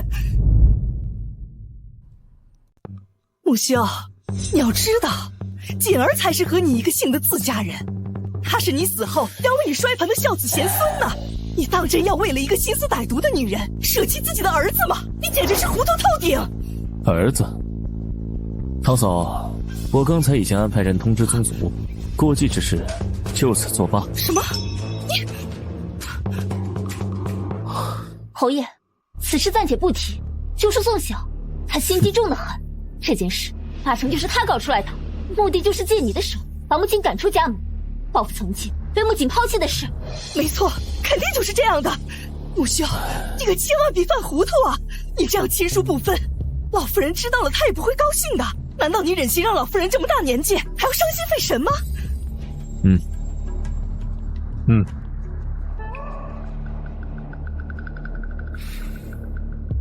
堂嫂，还是先看看这个吧。这是什么？这是这些年你往娘家送的银钱的统计，还有你娘家兄弟贪污受贿、杀人越货的一些罪证。你说，我要是把这些都呈上去，这全家是该被罢官呢，还是该被发配呢？木修，你威胁我！堂嫂做个选择吧，是保全木槿，还是全家？侯爷，你真的要为了宋晓一个女人为难自家人吗？柳姑娘也想让本侯把你和你柳家那些见不得人的事都查一遍吗？木修，你好狠的心！知道本侯是狠心之人，就不要做些违逆本侯的事。好，木修，你不要后悔。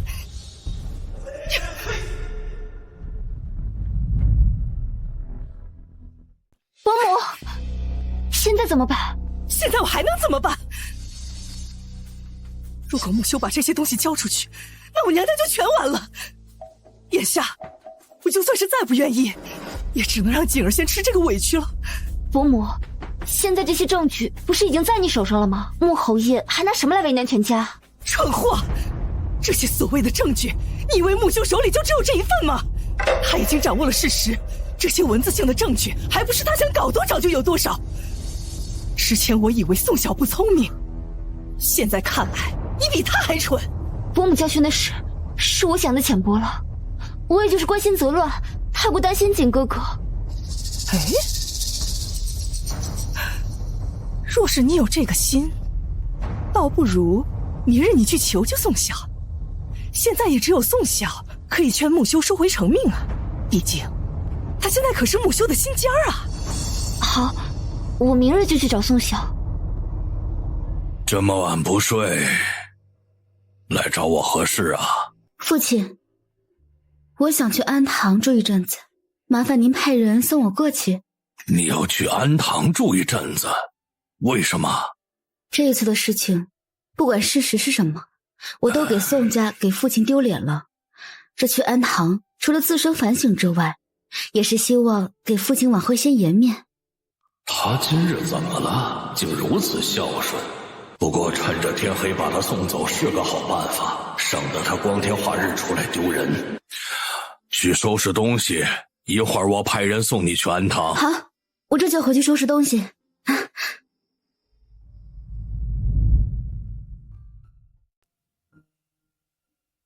小姐，咱们真的要去安堂吗？安堂小住那是不可能的，我只是想打着幌子借此逃离京城而已。既然不能省力的和离，那么先离开京城，找个地方藏起来，等到失踪个1年半载，我与木修自然也就作罢了。如果可以，我也不想走这一步，毕竟外面的世界也不是那么好闯荡的。但比起江湖凶险，被木修发现我不是完璧之身的事才是最可怕的。还是逃吧。我在这盯着，你去禀告侯爷。好。侯爷，少夫人已经收拾好了，正要启程去安堂。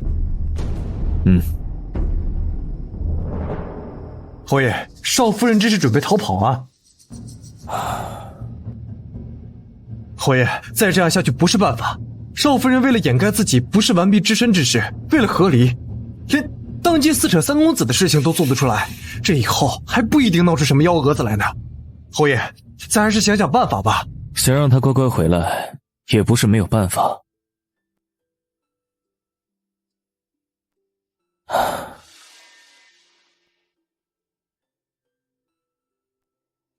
把这个给周全，让他带给夫人。是。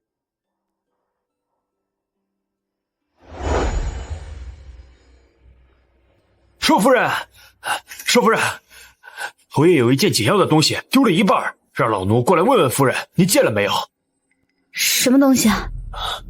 侯爷有这样一块玉佩，敢问夫人可曾见过？请问侯爷这块玉佩是在哪丢的？在安堂。他什么时候去过安堂？上个月18。上个月18，正是我在安堂清白被夺的日子，所以夺我清白的人是木修。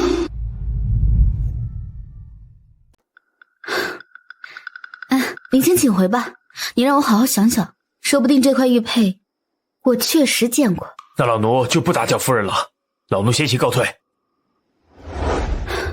子娟，回府，这安堂我们不去了。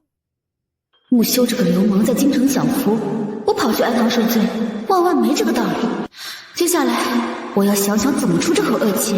对了，吩咐厨房多准备几份饭菜，我要好好吃一顿。吃饱了，方才和豺狼虎豹对抗。哼！安堂的事儿，你向宋晓主动坦白了？不坦白不行啊！我没想到宋毅也有一块相似的玉佩。我再不坦白，搞不好宋晓以为他跟宋毅有什么呢。你也是活该。祖母教训的是，只是当时我也是迫于无奈。那个细作给我下的媚药太猛了，除了女人无药可解。只是当时我不知道宋晓就是我的夫人，要不然也不会有这么多后续的麻烦。就算知道又如何？你当时还能向他坦白身份？你可别忘了，你当时在他心里还是个死人。你突然现身告诉他你还活着，这种鬼话比对他耍流氓都可怕。是，当时我坠落悬崖，昏迷不醒。等我醒来的时候，京城都传我已战死。当时为了迷惑敌军，我只能将计就计，直到边境取胜，才能现身回京。唉，那几年你也受了不少罪，也不容易。过去的都过去了，眼下最关键的还是宋乔。我明日寿辰，他应该会回来，所以明日少请一些人过来，免得宋晓闹起来，你出丑。孙儿也是这么想的。只是他再怎么恼火，应该也不至于当众对我动手吧？万一他真的动手了呢？哎呀，那我是哭给他看，还是直接跑啊？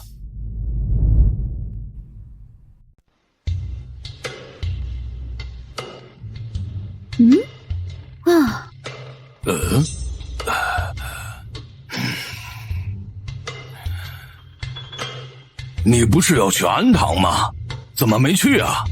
因为我昨晚做了个梦，梦里佛祖托梦给我，说我这样六根不净的人去安堂是对佛主的不敬，所以我就没去了。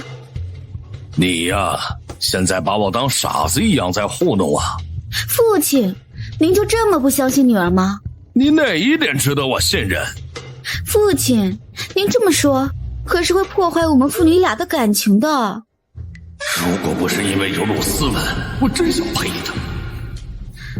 今天呢，是穆老夫人的生辰，一会儿我们一起去侯府，去给她老人家贺寿吧。你也要回去？我不应该回去吗？你刚跟穆锦惹出那样的事儿来，现在回去不是招人闲话吗？我不回去就不会被人说闲话了吗？父亲，清者自清，我身正不怕影子斜。我呸！你这是有辱斯文！哎呀，闭嘴吧你！嘿，子坚，给我梳妆打扮吧。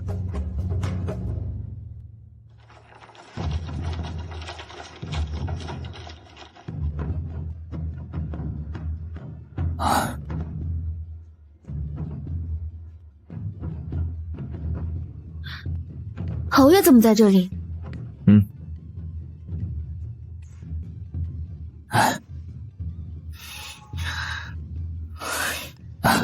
自然是在这里恭迎夫人。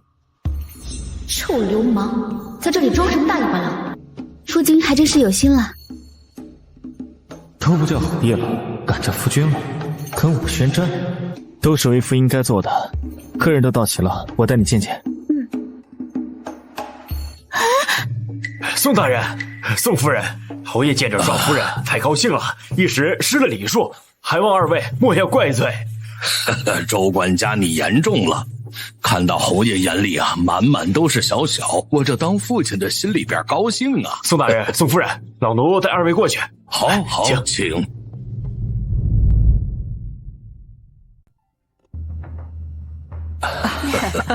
老夫爷好，好。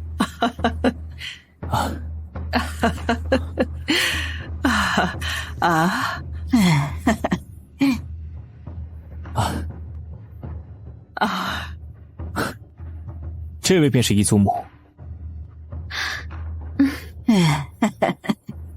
这是表弟齐轩和他的夫人傅仪。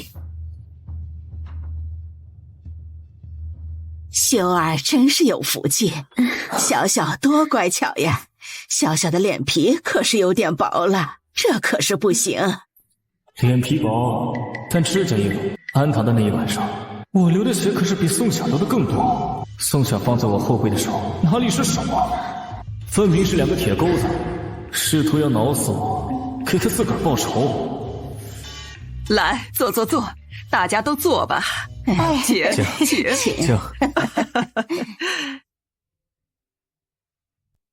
来，夫君，我为你添酒水吧。劳烦夫人。这些都是我应该做的。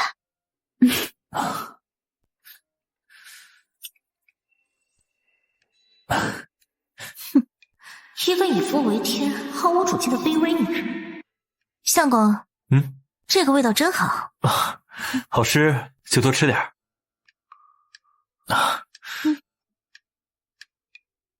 来。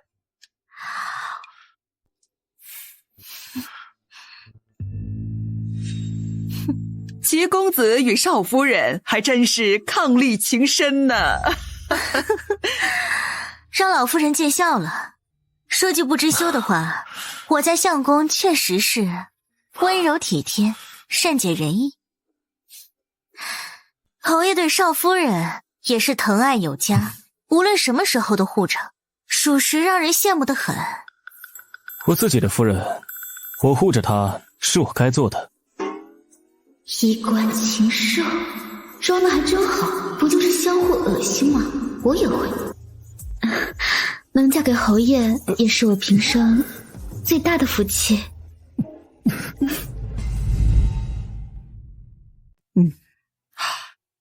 修儿，你怎么了？可是哪里不舒服吗？没有没有。真的没有吗？可我看你的脸色好像不太好啊。只是有点热，并无不适。夫人这是何意啊？之前大夫不是说夫君伤了身体，多刺激一下对身体好吗？我这么做也是为了夫君您的身体。夫人真是有心了，我好感动啊！妾身应该做的。木修和小小这小两口的感情可真好。是啊。侯爷他这是被拿了要害吗？还是在众目睽睽之下？松手！松手？是吗？还记得在安堂的时候，我对侯爷讲过相同的话，当时侯爷是怎么做的呢？我是怎么做的？不但没松手，还下手了。夫人是要报复为夫吗？怎么能说是报复呢？未免有损咱们夫妻感情。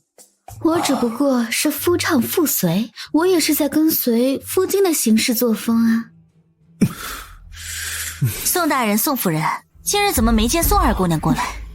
娇儿身体不适，怕过了病气给老夫人，所以没能来给老夫人祝寿。原来是这样，真是太可惜了。许久没见娇儿妹妹，我这心里呀惦记得很，本以为今天能见着。劳齐少夫人惦记，等娇儿好了，我让她上门拜访。老夫人，宋二小姐来了，在外求见。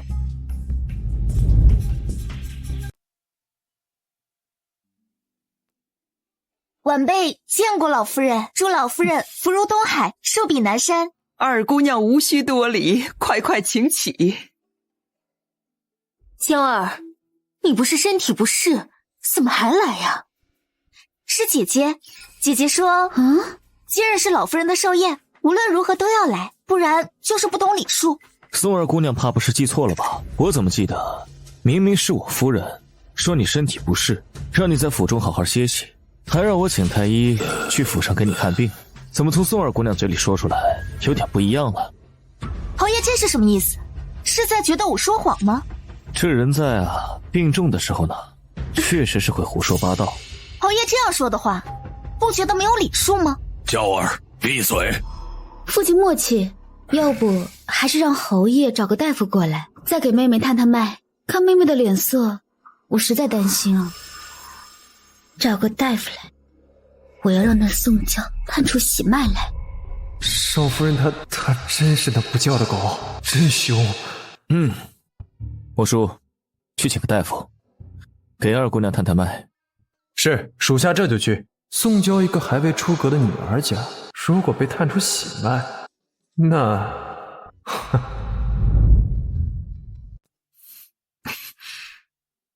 哎，二少夫人与娇儿妹妹真是姐妹情深，看着真让人感动。不过，像娇儿妹妹这么纯善又讨人喜欢的人儿，若还被人刻薄了去，那岂不是丧尽天良啊？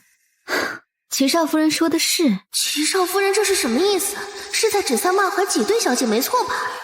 来来来，先喝个参鸡汤，这是我家厨娘的拿手菜。来来来，请。老夫人、侯爷，张大夫来了。啊！老夫人，侯爷，那劳烦张大夫给二姑娘探探脉吧。是。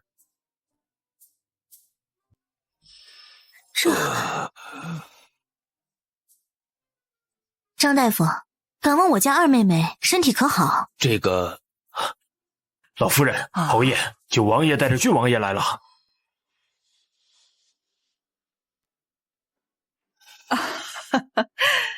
参见王爷。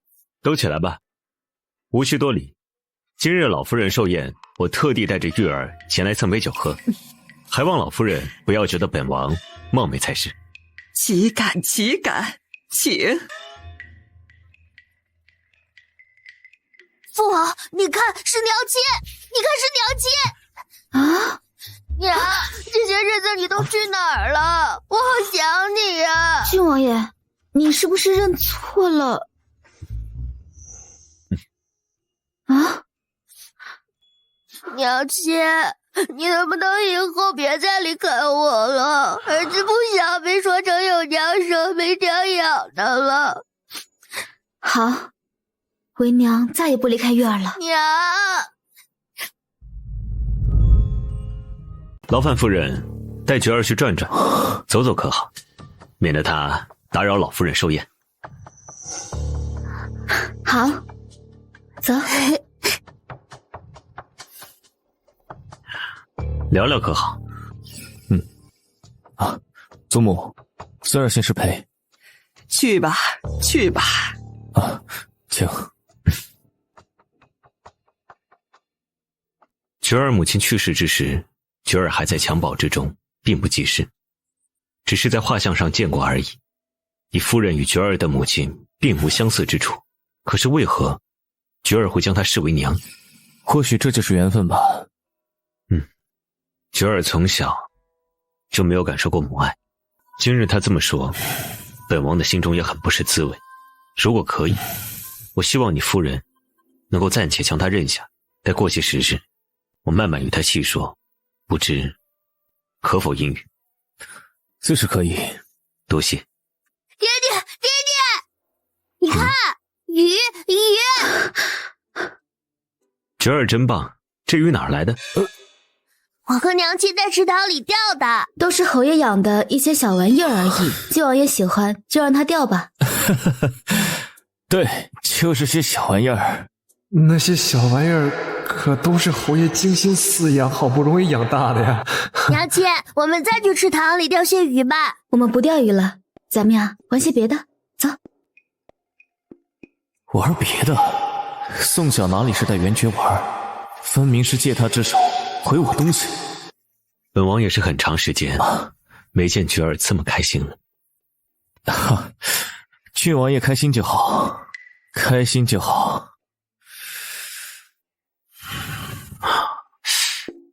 我怎么听到磨牙的声音？木修，你在磨牙吗？没有啊，郡王爷听错了吧？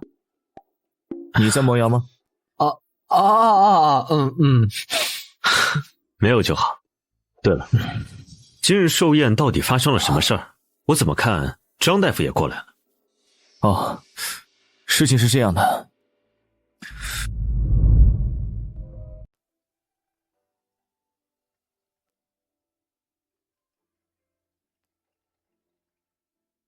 娘亲，你真厉害，你画的这小丫丫真可爱。菊儿画的也很好看啊。小姐，小姐，不得了了，不得了了！什么事情不得了了？奴婢刚刚听人说呀，九王爷做媒，把宋江许给齐大少爷做良妾了。真的？因为齐大公子还有那个傅离一直在说宋娇怎么好啊，怎么好的。九王爷听了甚是感动，说他们不做一家人，实在是人生一大憾事。既然傅离那么喜欢宋娇这个妹妹，便真的给她送妹妹去吧。九王爷，他人还挺好的。哎，小姐，咱们要不要去前面看看呀？走。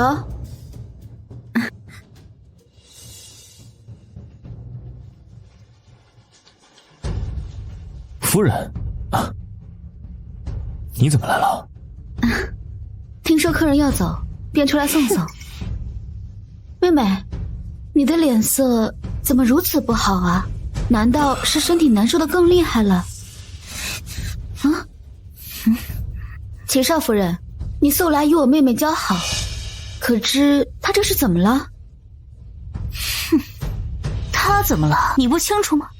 齐少夫人不可对我娘亲无礼。娘亲，你别怕，有儿子在，没人能欺负得了你。少夫人，那人有口无心，若是有不对的地方，我代他向你赔罪。齐公子言重了。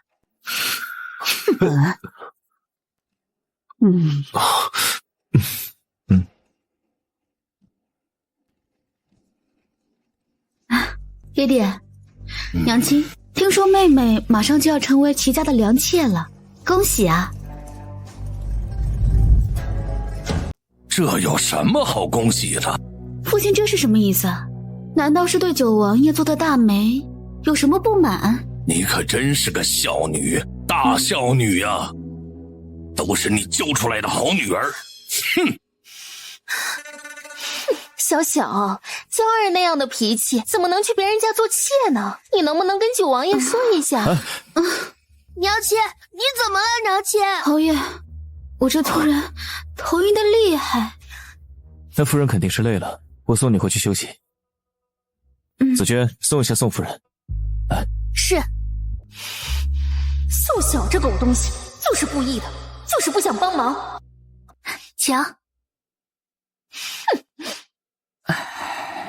哪里是过寿辰，简直是渡劫呀！一个一个的在饭桌上耍不尽的心眼。老夫人说的是，特别是那个齐少夫人，真是个拎不清的人。不过这下可好了，以后宋家进门，他们可以好好的姐妹情深了。九王爷这是知道宋晓受了委屈，再给他出气呢。郡王爷一生娘，就直接给宋晓多了一个靠山，而且还是个大靠山。老夫人说的是。娇儿，娘，我不要去齐家做妾，我不要！我要去做妾的话，我这辈子在宋小面前我都抬不起头了。你现在知道抬不起头了，这事要怪就怪你自己。我不是再三交代过让你不要去国公府吗？你为什么还要去啊？是，怪我，都怪我！娘要是看着我去做妾的话，那我不如一头撞死在这儿了。你现在闹什么呀？啊！别拉他，他不是要撞墙吗？你就让他撞。哼！老爷，你这个丢人现眼的东西，在家里丢脸还不够，还要跑到外面去显摆。你还说人家宋晓没有脑子，人家再没脑子，人家现在是侯府夫人。你呢？你聪明的很呐，你怎么把自己做成妾了？父亲现在是嫌弃我了吗？你都成妾了，我还能不能嫌弃你吗？老爷，娇儿这件事是做错了，但就算是这样，你也不能这样说他呀。我该怎么说呀？啊？说他把自己做成个妾，给我们宋家光耀门楣了吗？老爷，是我的错，都是我的错，是我叫你无风，你要怪就怪我，要罚就罚我。我只求老爷，你想想办法救救我们女儿吧。老爷，咱们从小到大捧在手心里教养着长大的女儿，可不能去别人家做妾呀，老爷。哎呀，行了，只要你答应我一个条件，我再力保救他一次。什么条件？你说。你我和离，我力保他不入齐家为妾。父亲，你说什么？宋娇为妾，还是你我和离？哼，你自己选一个吧。怎么会这样？怎么会这样？娇儿，你爹说的是气话是不是？父亲要说的不是气话呢？娘，你该怎么选？你说，我该怎么选才是最好的？你不是最疼我这个女儿吗？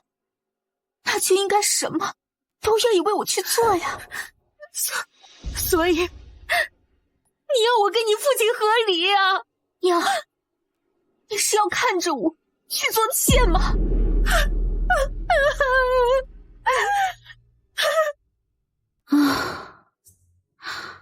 小姐，你终于醒了。九王爷又带着郡王爷过来了，这会九王爷正在和侯爷在院子里说话呢。出去看看。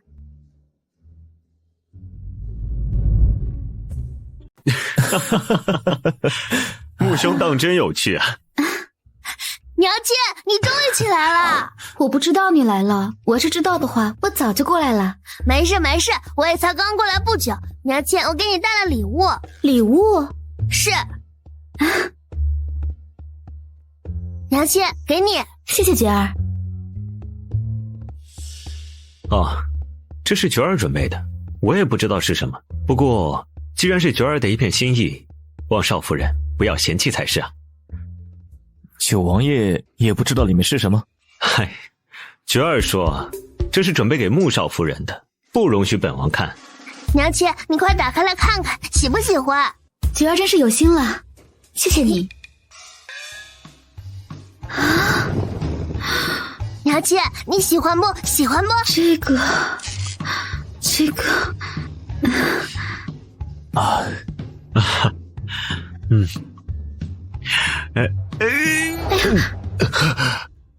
娘亲不喜欢吗？这可是爹爹平日最喜欢看的书，我看爹爹喜欢，也希望娘亲喜欢。娘亲不喜欢吗？我喜欢呀，我特别喜欢。真的吗？真的，尤其是侯爷，侯爷最喜欢看这种书了，对吧？对，爱看，英雄所见略同嘛。小王爷，微臣尽力了，现在不止你一人就忍了。娘亲喜欢就好，之后我再送一些。府上这种书好多，爹爹最爱看了，你说对吧，爹爹？小孩子胡说八道的，穆兄穆夫人，你们不要当真啊！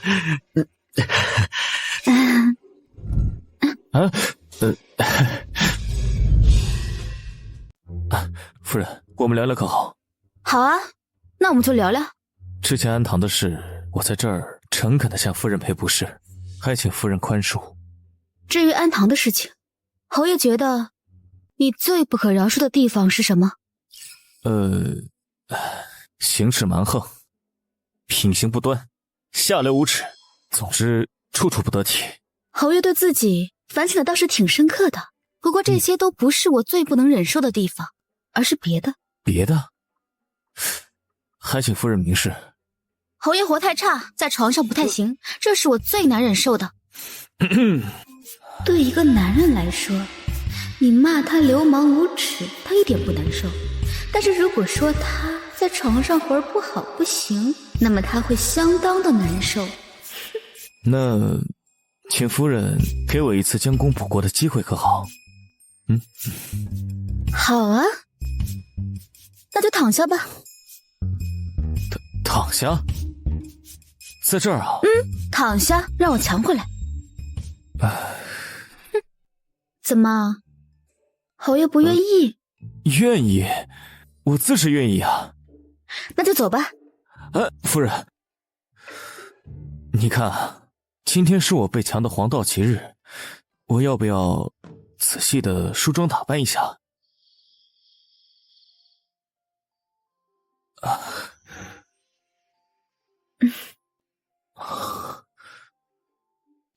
夫人，这怕是不太好吧？之前在安堂的时候，我可是跟侯爷说过，这样做并不好。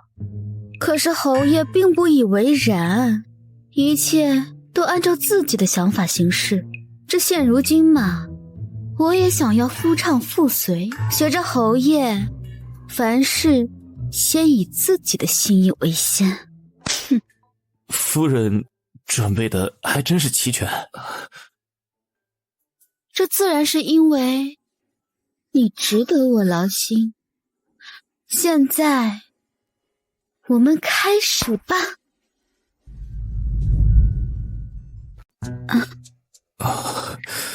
侯爷放心，我一定会轻轻的，绝不会弄痛侯爷的。可你会弄死我。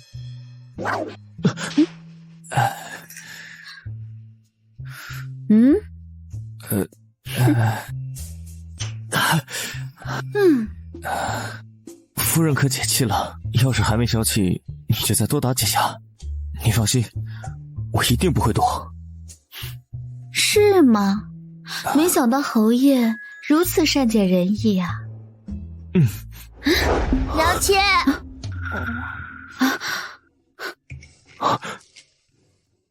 娘亲，你们在干什么呀？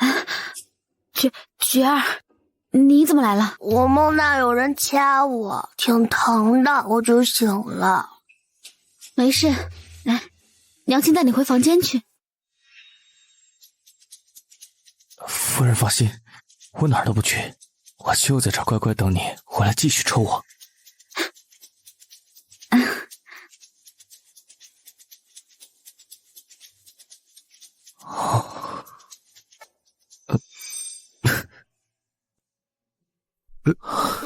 侯爷，您还好吧？夫人她真动手了？不只是动手了，恐怕都动了杀心了。幸好侯爷提前做了准备，让属下掐醒郡王爷带到这里，不然我现在都已经皮开肉绽了。侯爷，往后怎么办？不能总掐醒郡王爷来解围吧？掐醒郡王爷，属下倒是下得去手，但是郡王爷不能总在这住吧？实在不行，我自言去谢罪吧。这侯爷，万万不可，万万不可啊！那要不然你代我受辱，你去自言一下。侯爷，咱俩必须切一个吗？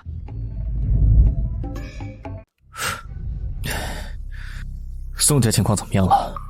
回侯爷，根据侍卫禀报，宋岩很是恼火，他给柳氏2个选择：一是宋娇老老实实去其家做妾，二是柳氏自请下堂。哼，那柳氏怎么选的？自然是让宋娇去做妾。倒是一点都不意外。是，毕竟宋娇去做妾，这媒是九王爷做的，他要是不去，那就是得罪九王爷。就算不是九王爷做的媒，柳家也不会自行下堂。侯爷说的对，柳氏还有一个儿子，如果他自请下堂，他就护不了他儿子。相比宋娇这个女儿，还是儿子比较重要。希望夫人听到这个消息后，会心情大好。没错，夫人心情好了，说不定愿意跟侯爷握手言和，而我这个下属也不用担心为主受过被切了。夫人，侯爷，属下自行告退。夫人，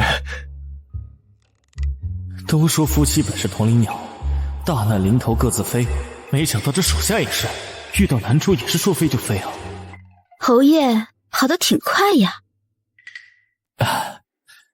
夫人，我刚才是深思了一下，我觉得对于我所犯下的这些罪过，如果你只是打我几下，太便宜我了。哦，那侯爷有什么好的建议呢？我认为我应该将侯府的所有财产都留给夫人，这样才能够弥补你受到的伤害。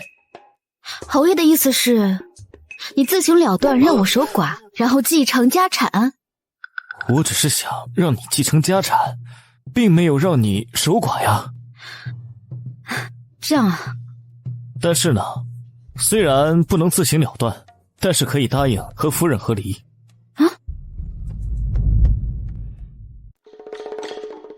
和离？此话当真？自是真的，不过呢，要等我把侯府的财产一点一点的搬到夫人的小金库之后再和离，可好？哎呀，毕竟不能让夫人既失身于我，又失了财，这些就当做给夫人的补偿吧。夫人不信的话，我现在就可以写和离书，将我手中的地契全部过到夫人的名下。做什么？让夫人看清我的嘴脸。看清楚了，现在去写和离书吧。好。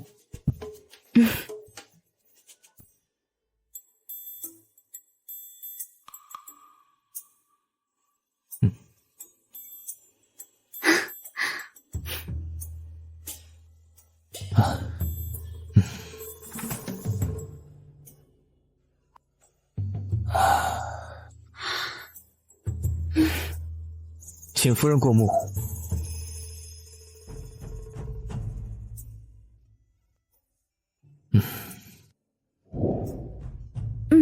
可以。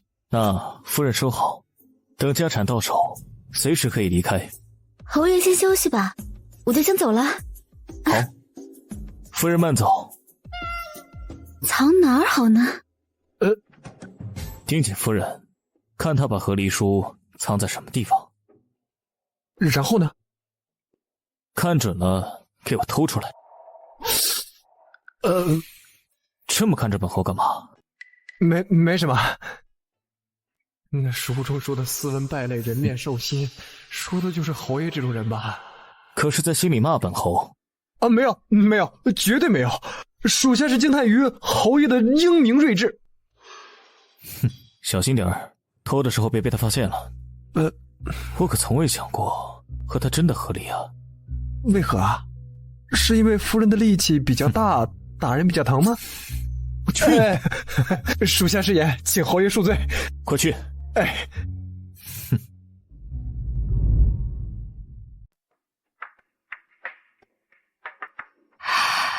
今儿早上你们宋府派人过来说，你父亲病了，希望你回去看看。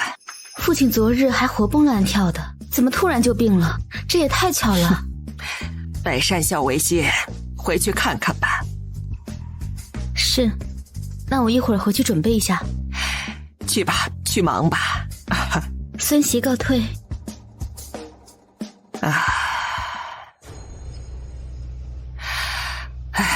希望宋家这次别再糊涂，再出什么幺蛾子。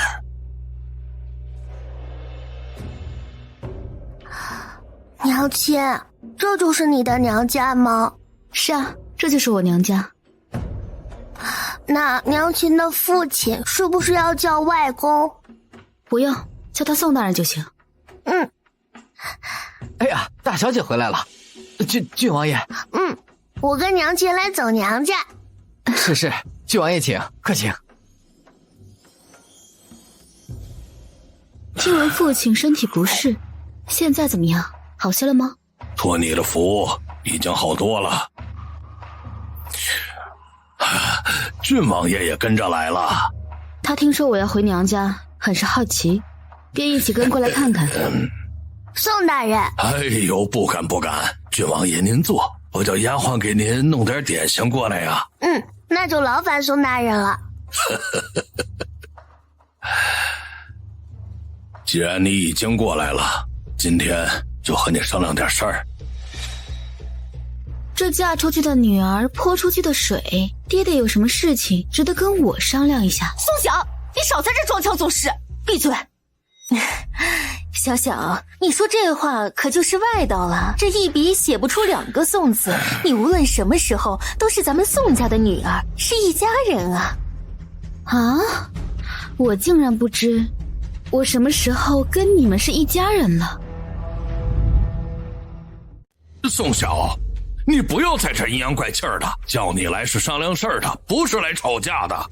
行吧，那你说吧。你跟他说。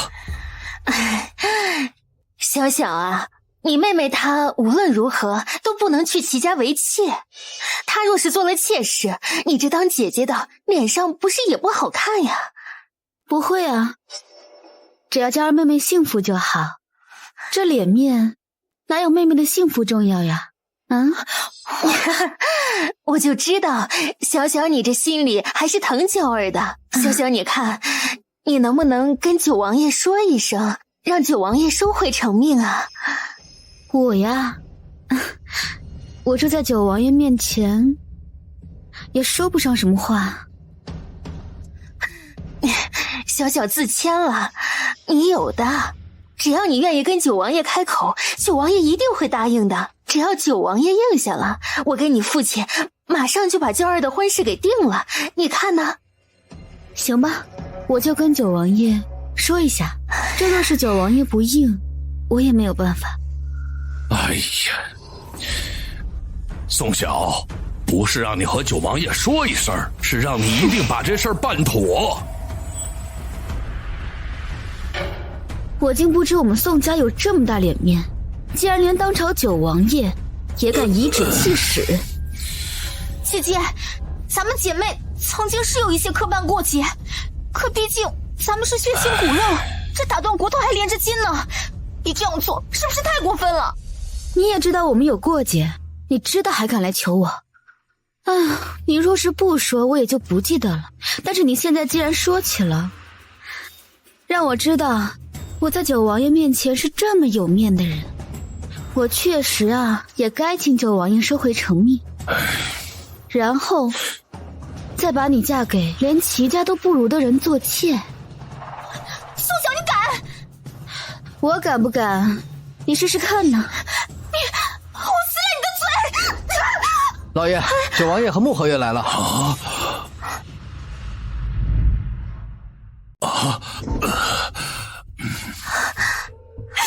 姐姐，我知你从小就不喜欢我，你现在打我骂我，我都接受，可你也不能当着父亲母亲的面对我动手。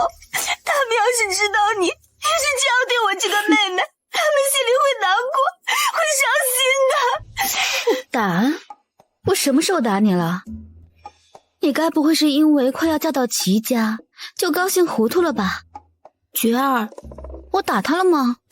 没有，娘亲一直在跟他好好说话，从没动手。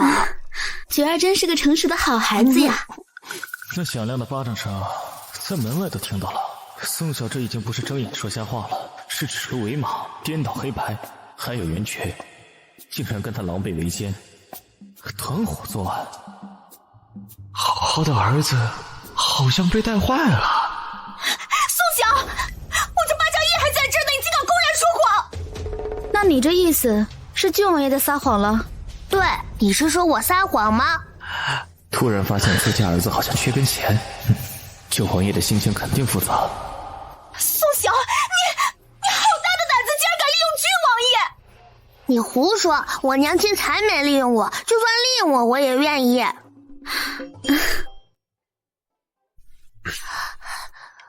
父亲，你昨天说他长了一双死鱼眼，是真的，他真的长了一双死鱼眼。哎呀，他瞪大更明显了，真的跟鱼眼一模一样。九儿，菊儿，过来。父亲，如若无事的话，我便带郡王爷回去了。走，赶紧走，再不走，我这条老命都得丢了。女儿告辞了。少夫人稍等。少夫人稍等。齐少夫人。侯爷夫人，这打狗还要看主人。江儿妹妹马上就是我们齐家的人，你这样欺负她，不止不顾念手足情谊，更是连亲戚情谊也没念。齐少夫人刚也说了，这马上才是，现在还不是。况且这连日子都没有定下来，那这宋娇就还是我们宋家人，既是我宋府的女儿，还轮不到你在这里指手画脚。谁说日子没有定下来？我今日来就是为了这件事来。是吗？那这么好的日子是定在哪天？齐少夫人，这事儿不急，我们还是慢慢来，不急不急啊。宋夫人，这媒是九王爷定的，我们齐家很是欢喜，就盼着娇儿妹妹能早日入府。我们商量了一下，准备明日就迎娇儿妹妹入府。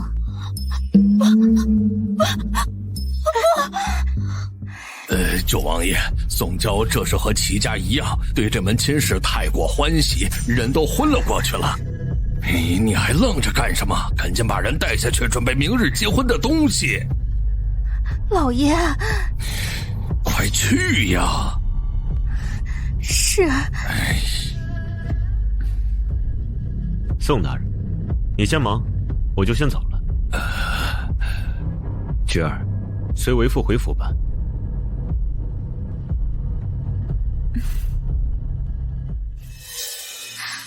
宋大人，明日齐家就会派轿子来接宋二姑娘入府，请二姑娘做好准备。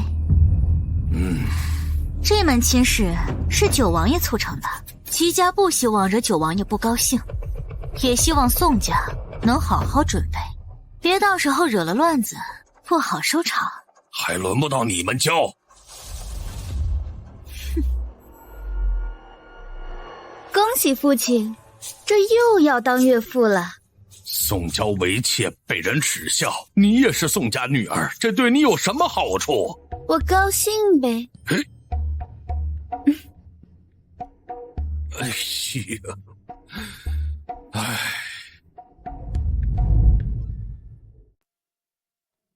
夫人回一趟娘家，不仅岳父大人的病好了，连二姑娘的好日子都定下了。不得不说，夫人真是宋家的福星啊！你是在挤兑我吗？不是挤兑你，我这是在恭维夫人。我可没看出来。没看出来，那说明我做的还不够好，以后我多努力。有一件事，我得跟你说清楚，让你心里有个数。说吧。前些日子，木槿给柳月儿去了封信，要与她退亲，但柳月儿怀上了木槿的孩子，情绪很是激动。这与我有什么关系？跟夫人是没什么关系，就怕柳月儿不这么想。你的意思是？据侍卫禀报，这柳月儿从柳家跑了出去，现在不知所踪。我已经派人去找了，还没找到。这柳月儿性情冲动，若你不慎遇到了她，记得躲着点，千万不要跟她有正面冲突。我知道了。我还要去军营一趟，就先下去了。不同夫人一路回去了。侯爷自便。夫人，为夫还有一个不情之请，希望夫人能够答应。哦，说来听听。能否给为夫一些碎银子，让为夫傍个身啊？没有。夫人。侯爷，你看我这指甲如何？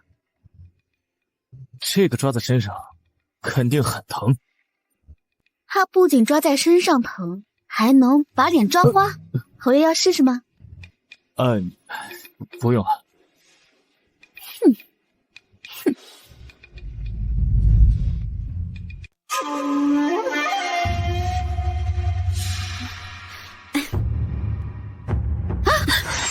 小姐小心！柳月儿，你要干什么？快！少夫人，这怎么回事啊？这是！都别动！谁敢动，我就杀了他！表妹，你这是做什么呀？苏晓，少给我装糊涂！不仅那个负心汉要跟我对亲，你不会不知道。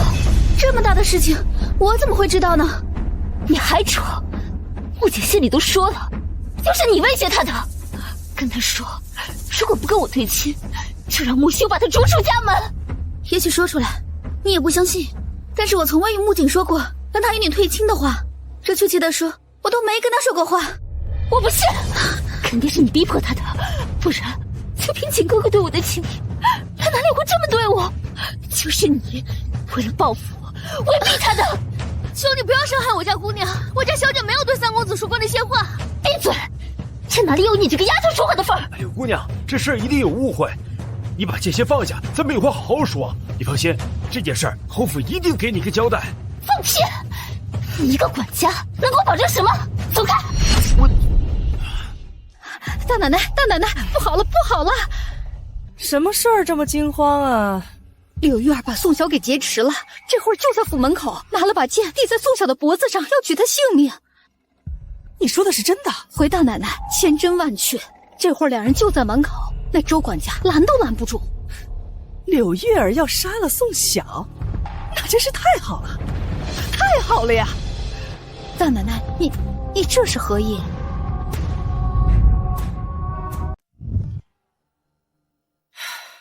宋晓那个灾星，自他入门以来，我就没有一天顺心过。不但如此，他还害得我和景儿母子分离，让景儿有家不能回，在外吃苦受罪。如果他没了，那不就什么事儿都没了？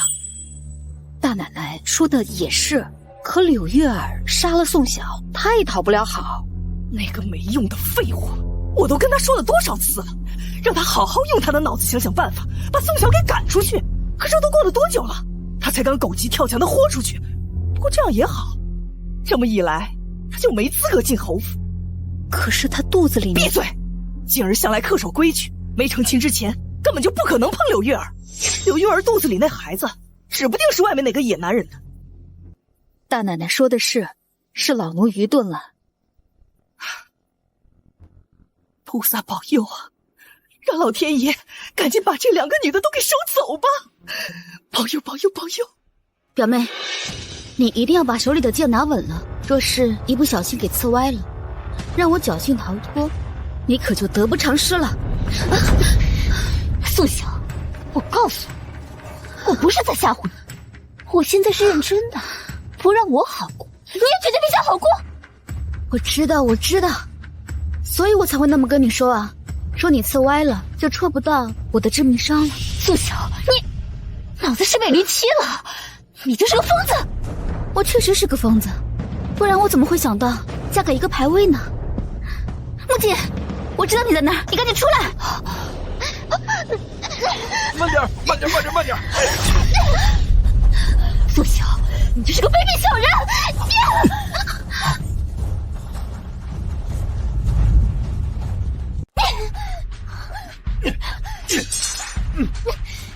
除了胳膊，还有哪里伤着了？没事，有我在，没事。宋晓，给我等着！就算你这次躲过去，下次我绝对不会。把他带进侯府。是。侯爷，属下去请大夫过来。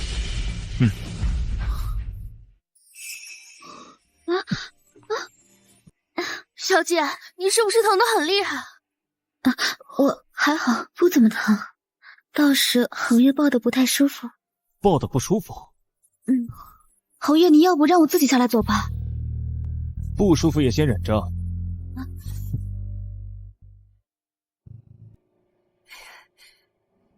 大奶奶，大奶奶，怎么样？怎么样？是2个都死了，还是有死有残？2个没死也没残，只有宋晓胳膊受了点伤。柳月儿没成事，现在已经被周管家带着小厮拿下了。真是没用的东西，果然是废物一个。大奶奶，咱们也过去瞧瞧吧。老夫人已经去侯爷的院子，咱们不去，怕是不妥。真糟心，该死的一个都不死。走，去木修的院子。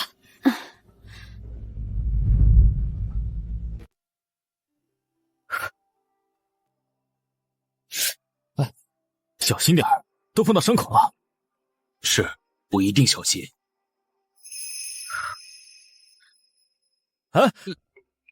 说了让你小心，怎么还不小心？都碰上伤口了。侯爷，不碰到伤口，我怎么处理伤口啊？凭你的医术，不碰到伤口，应当能处理好。木秀，你能先把嘴闭上吗？侯爷，您能先出去等着吗？我其实是特别敬佩张大夫的医术，留下来跟张大夫学习学习。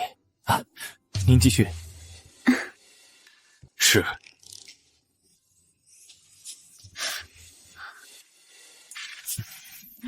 哎呦！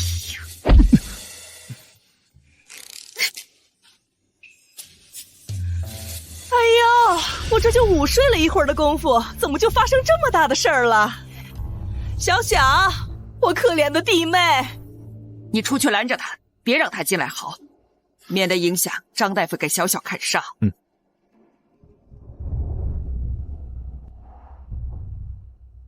侯爷，我听说小小受伤了，他怎么样？我看看严重不？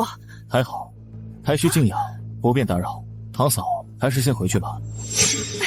你说怎么会发生这种事呢？侯爷，那对于柳月儿这个毒妇，打算如何处置？还是麻烦堂嫂去柳家送下聘礼，让木槿3日后迎娶柳月儿。什么？木修，你是不是脑子糊涂了？像柳月儿这种心思歹毒的女人，怎么能进我们侯府的大门？那依堂嫂之见，该如何是好？那自然是马上送往官府。像他这种公然在侯府门口劫持刺杀侯夫人，这一条砍了他的头都不为过。是吗？当然了，穆修，宋晓可是你的正妻，她现在被柳玉儿这么欺负，我作为堂嫂我都看不下去了。你身为她的夫君，你怎能轻易的饶了柳玉儿呢？你这样做，宋晓她该有多委屈啊！我并不觉得委屈啊。身上还有伤，怎么出来了？张大夫已经看了，那皮外伤不碍事的。堂嫂，我倒是十分赞同侯爷说的话，玉儿表妹只是一时冲动，心底并不坏。况且她肚子里还怀着穆家的骨肉，咱们理应负起这个责任，让三公子迎娶柳玉儿入侯府啊！他都差点要了你的性命了，这还不坏？表妹只是心直口快，我作为她的表姐，作为她肚子里未出生孩子的姨母，怎么可能会怪她？那也不行，不能让景儿。我已经让人把穆景接回来了，算算时间，应该也快到家了。堂嫂还是回去跟穆景商量一下。景儿快回来了。走。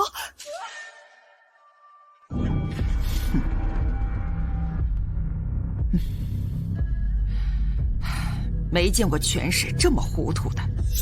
柳玉儿肚子里怀的是穆家的血脉，就这么把她处置了，外人该如何议论我们穆家？犯了律法的还讲究一个罪不及妻儿，他怎么敢一开口就要砍柳玉儿的头？祖母说的是。不过像柳玉儿这种脾性的人，嫁过来终究不合适。祖母放心，我自有对策。好，你好好照顾小小，我先回去了。是，祖母。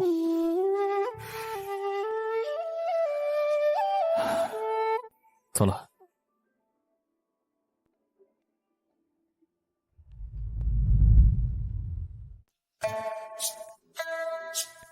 还有没有哪里不适？张大夫都说了，都是一些皮外伤，不碍事。夫人放心，这次的事我定为你讨回公道。那你打算怎么做啊？这柳月儿是穆景招惹来的，也是权势相中的。他们现在喜新厌旧，不想要了，想借我的手给处理掉。哼，他们是异想天开。所以你刚刚跟权势说准备聘礼迎娶柳月儿，是在故意膈应他？是膈应他，但也是为了侯府。毕竟虽然今日柳月儿伤了你，但她怀的是穆景的骨血，直接处置必遭人诟病。但是让柳月儿这种头脑不清的女人进侯府，绝无可能。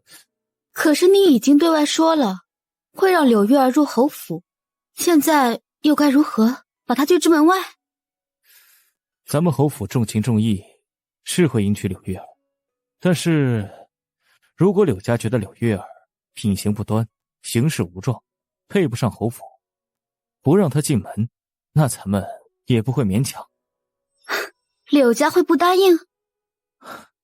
在这官场之上，我可是柳月儿父兄的上官，如果他们不识趣，敢让柳月儿上门，那我不介意以权势压人。哦，侯爷还真是处处都算计到了。也并不是处处都算计到，比如夫人你，我如何？我就从未算计到我会对夫人一见倾心。夫人别下太大力，别扯着伤口。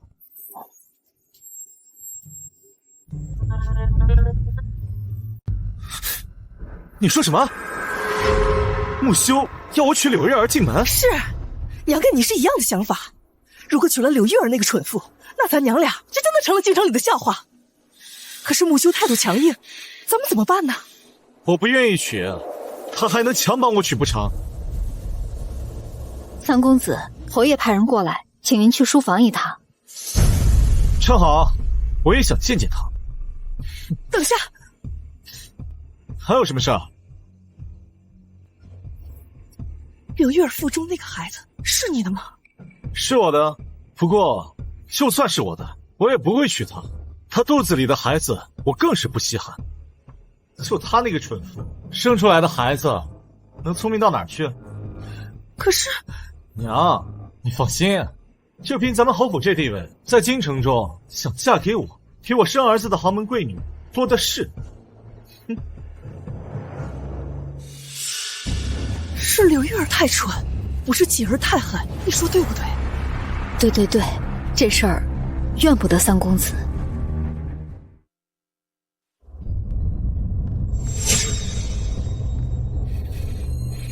叔父，把东西给他。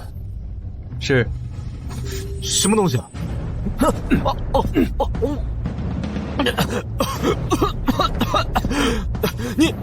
你给我吃的什么？不用害怕，不会要你的命，只是让你不能行事，等同太监。木修，我是你的亲侄儿，你就这样对我？你该庆幸你是我的亲侄儿，不然就不是软阉割了。你，我现在给你2个选择，一个是一辈子当个太监，第二，与柳家失柳之后，即刻启程去边境，在边境上给我闯出一点成绩来，我再派人把你接回来。我不选，我都不选。那看来你是不打算要解药了。既然如此，把他关起来，什么时候想选择了，什么时候再说。是。木修，你不能这么对我，你放开！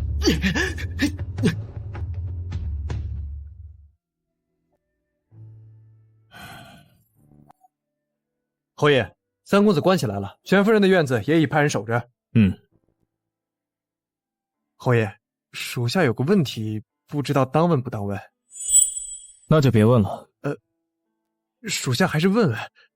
侯爷，您把三公子派到边境那么远，是真的想锻炼他，还是纯粹看他不顺眼？你觉得呢？属下猜就是纯粹看他不顺眼，因为夫人喜欢过三公子，只是侯爷狠不下心怪夫人，只能可劲儿收拾三公子。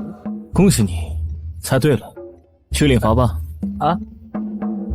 是，属下这就去。放猜主子的心思，这就是大不敬，自然该罚。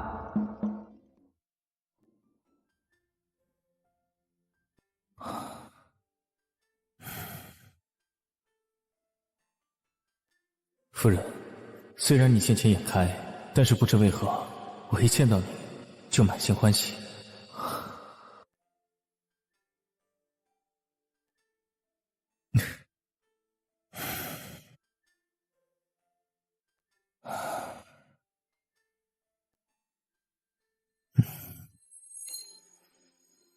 夫人，你何时才能原谅我初见时的失礼，察觉我此刻的真心？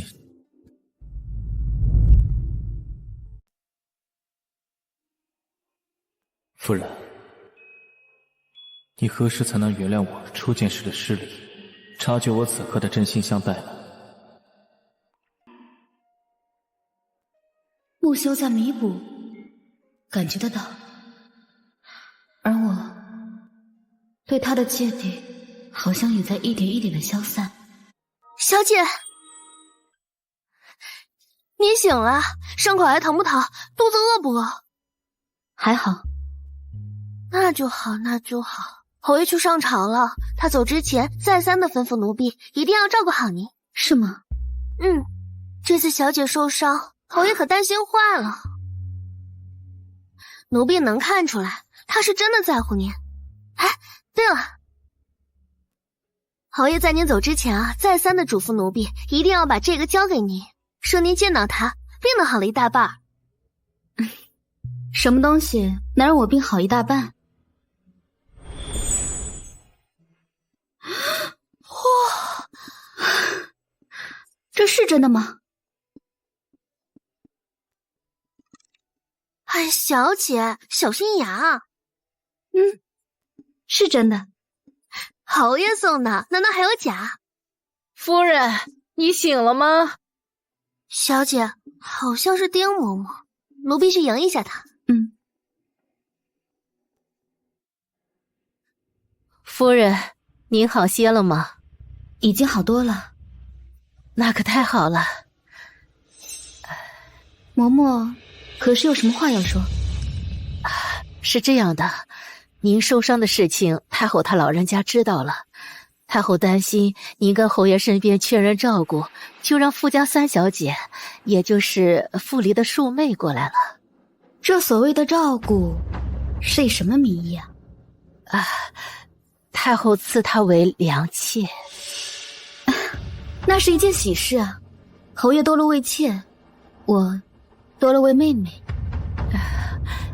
是。傅姑娘，请坐。老夫人，您叫我莹儿就好。我是太后赐给侯爷的妾室，以后就是穆家的人了，还希望老夫人能够多多指点，教导莹儿。好，你先坐吧。是。奴婢给夫人请安。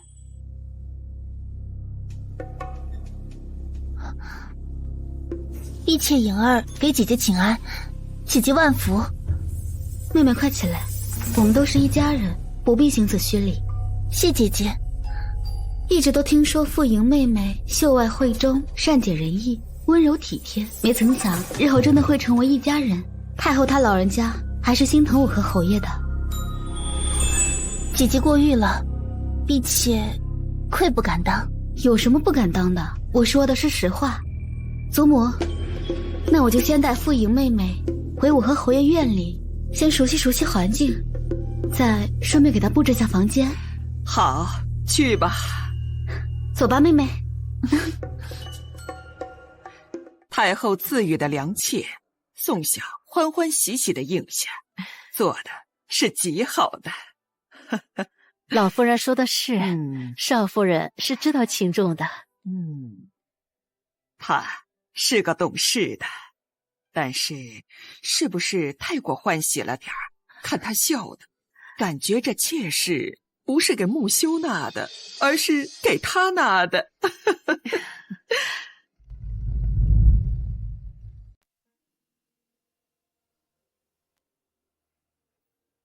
侯爷，三公子熬不住了，已经吐口说要去边境了。看来比起去边境冒险，成为太监才最可怕。侯爷，您可是在为傅莹的事儿心烦？侯爷，您不必担心，夫人很聪明，知道轻重，她不会因为这件事跟您闹的。我倒希望她跟我闹腾。属下愚钝，不太明白。如果你有一块稀世珍宝，有人窥玉，有人来抢，你会不会因此着急上火？会。所以但凡自己珍贵的东西，都舍不得分给别人，除非他不在乎。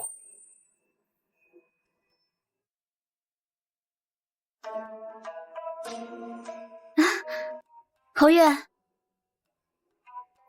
你回来了。侯爷，这太后娘娘赐傅莹给你为良妾的事情，想必你应该知道了吧？那真是恭喜侯爷，贺喜侯爷！同喜同喜，恭喜夫人多了一个妹妹。确实是同喜。那侯爷要不要去见见傅妹妹？不必了，本侯今天有些乏了。既然侯爷累了，不太方便见傅妹妹，那不如让妹妹过了吧。紫鹃，去把傅姨娘给请过来。是。看来对侯爷这玩意儿，夫人是真的不在乎啊。夫人还真是宽厚又大度啊。侯爷不就是喜欢我这一点吗？夫人这笑脸，这姿态，倒是让我想起一个人来。谁？怡红院的老鸨。我要是老鸨，你就是龟公。少编排本侯，我听得见。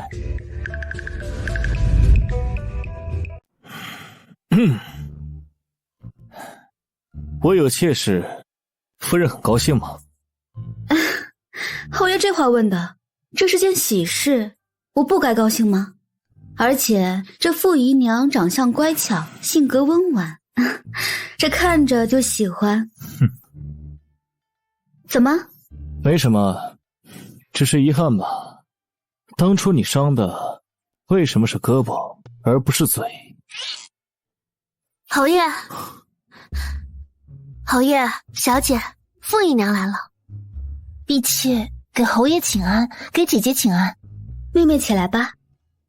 谢姐姐。那侯爷和妹妹就先聊着。刚刚九王爷派人传话说，菊儿就快到了，我去门口迎迎她。哎，夫人还是留下吧。侯爷，这是想要3人行吗？什么？若是侯爷有这想法，请出妾身，做不到。夫人多虑了，为夫绝对不会有这种荒唐又荒谬的想法。那侯爷这话意思是说我荒唐又荒谬了？姐姐您别生气，侯爷他绝对没有挤兑您的意思。姐姐您别多心，如果姐姐不愿意见到我，我马上就离开。姐姐不要为难侯爷。哼，好一个贱人，竟然给阴阳小姐耍这种小心眼。他刚才还说让小姐不要多心，不要为难侯爷，这不是在暗指小姐狭隘且不尊侯爷吗？哼，真是个小贱人。侯爷，你看看这傅姨娘对您多有心，她说的这些话都把我给感动了，我感动的都快哭了。我先去外面哭会儿。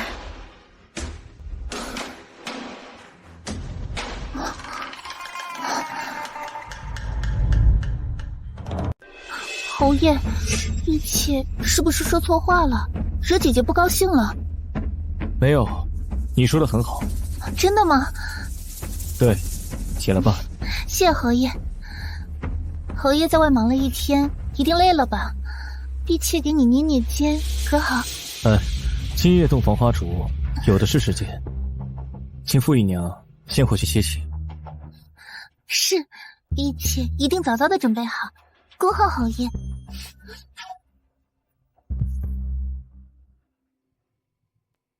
莫叔，交给你一件事，你亲自去做。侯爷您吩咐。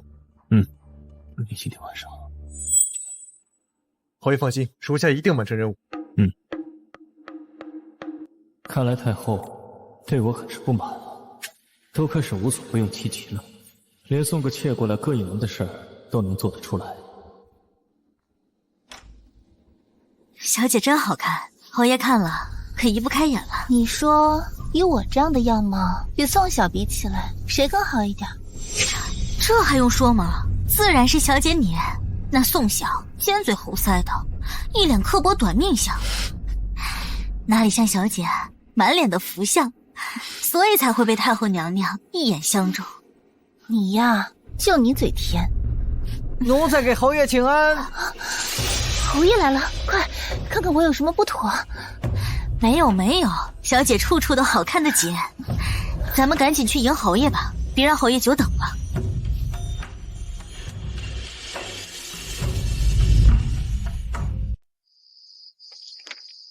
娘亲，你看我画的小鸡，好不好看？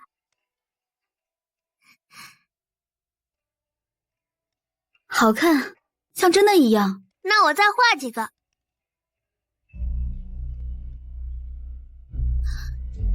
怎么了？有事就说。小姐，奴婢刚才看到侯爷去傅营屋里。那这是好事儿。傅营是太后赏赐的，侯爷若是不去的话，岂不是跟太后对着干？话是这样说没错，可是奴婢看到傅营的阴阳怪气、故作柔弱的样子就来气。紫鹃，慎言。是，奴婢知错，奴婢失言了。夫人，小的有事禀报。把他带进来。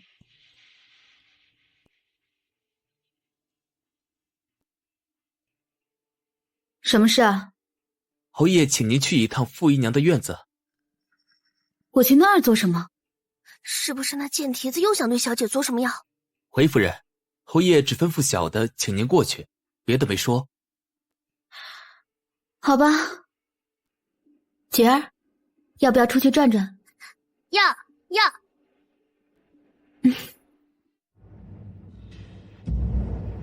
夫君，我没有啊。不用喊夫君，还是喊侯爷吧。是侯爷。侯爷，傅姨娘，你们这是在做什么？哇，娘亲，他好丑。子坚，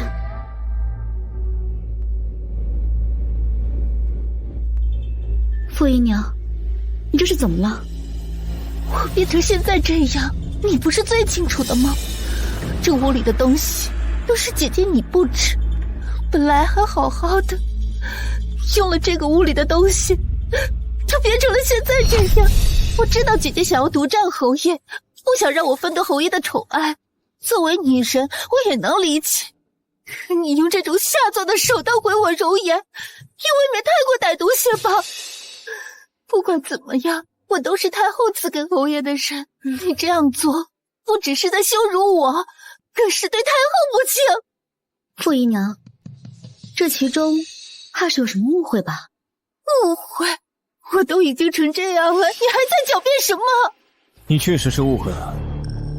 侯爷，侯爷，这屋里的东西都是我让人给布置的。你莫不是在怀疑本侯蓄意谋害你？不是，侯爷，婢妾没有那个意思。还是赶紧找个大夫给你瞧瞧吧。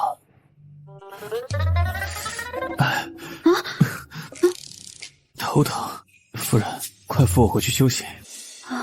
好。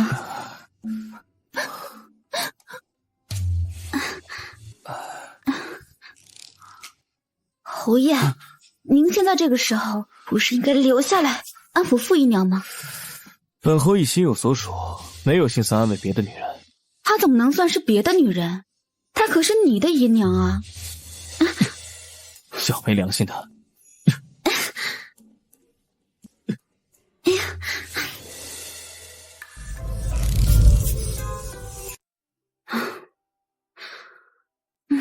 夫人，你睡了吗？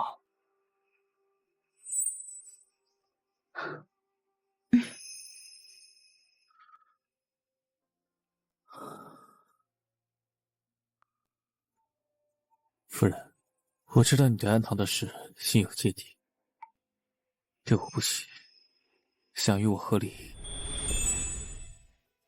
但咱们现在不谈感情，只谈利弊。侯府对目前的你来说，是一个最好的容身之所，在这里，起码能保你衣食无忧，身心安逸。我不会逼你做任何事，祖母也不会。即使你之后不愿再与我有夫妻之事，不愿意生孩子，我都能接受。你睡吧，我去处理点事情。还有傅莹的事，你不必担心，她不会在侯府里太久的。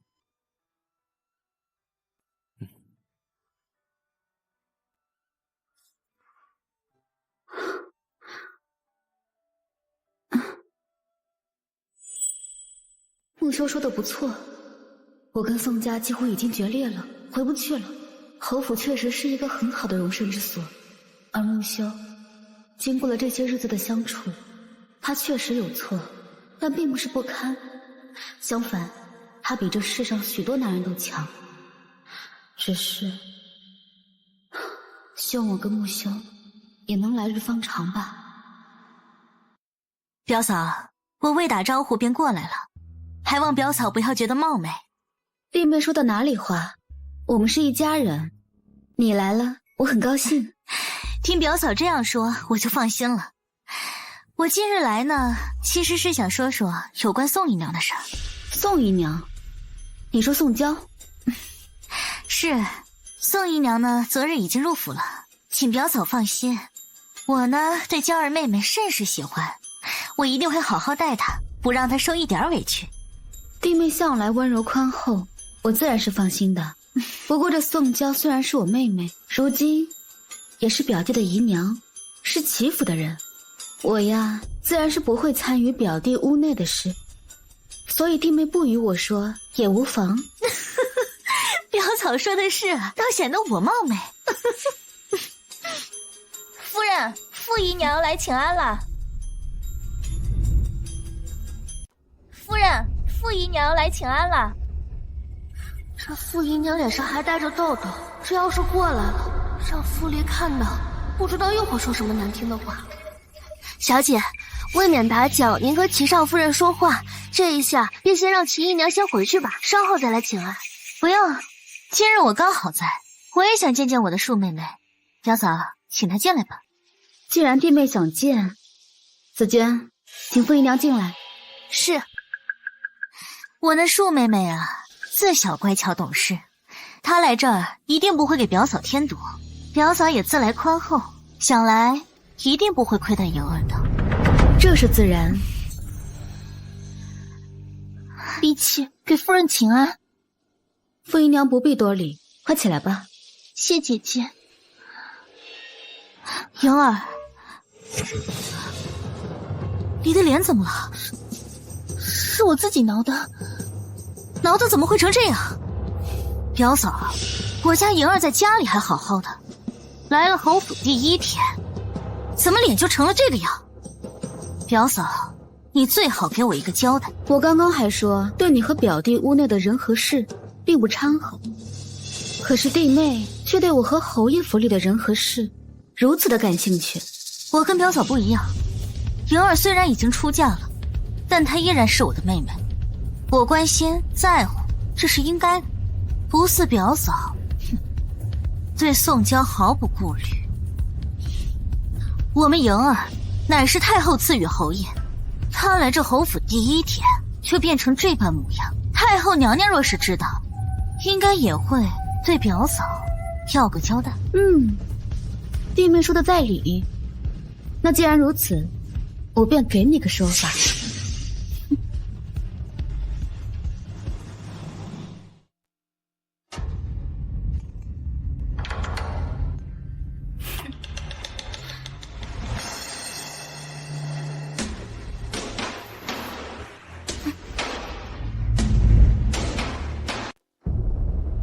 这上面的东西，如果你不相信的话，大可以去找你的母亲求证一下。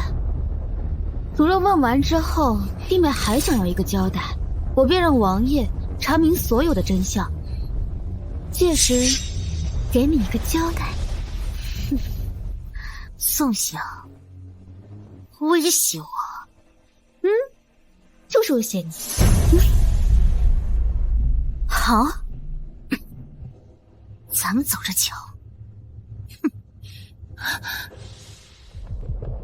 傅姨娘如果觉得委屈，便可以跟着你姐姐一起回傅家诉说一声。可是婢妾想送一送姐姐，还请姐姐成全。去吧。小姐，那封信里有什么呀？傅离脸色都变了。那是侯爷今天早上留下来的，上面写的是傅夫人给傅莹下了绝子散一事，这事要是传出去，她脸上更没光。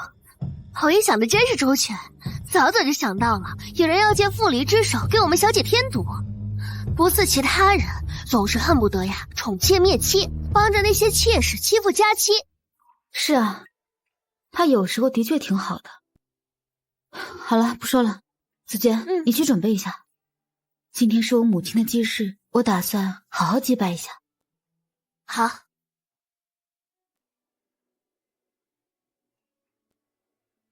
把你的脏手给我从身上拿下去！小姐，我们也是奉命办事儿，请你不要为难我们。小姐，是柳月儿，还有柳家那2个老嬷嬷。不用管他们，我们继续走。是。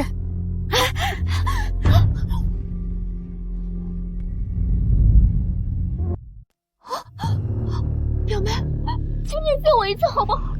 我爹和我娘都疯了，他们说什么也不同意我嫁到侯府，要把我送去庄子上。我不能去，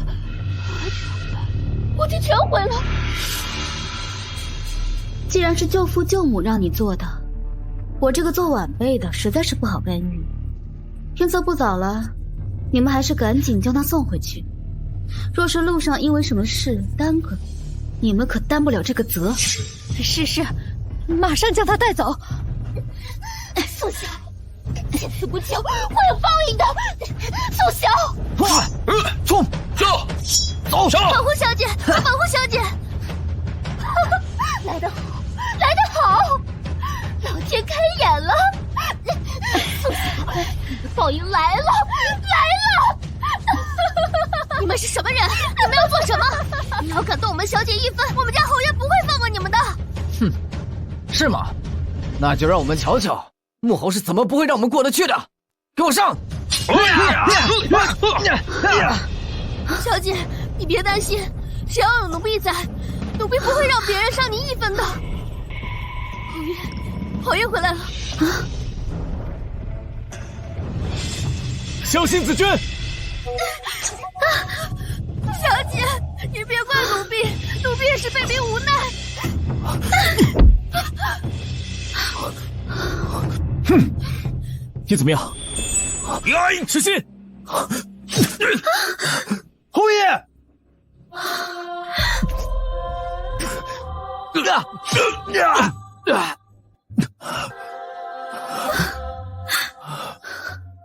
告诉府里人，我是意外受伤。是，属下明白。夫人，现在算不算招供赎罪？不行，不行！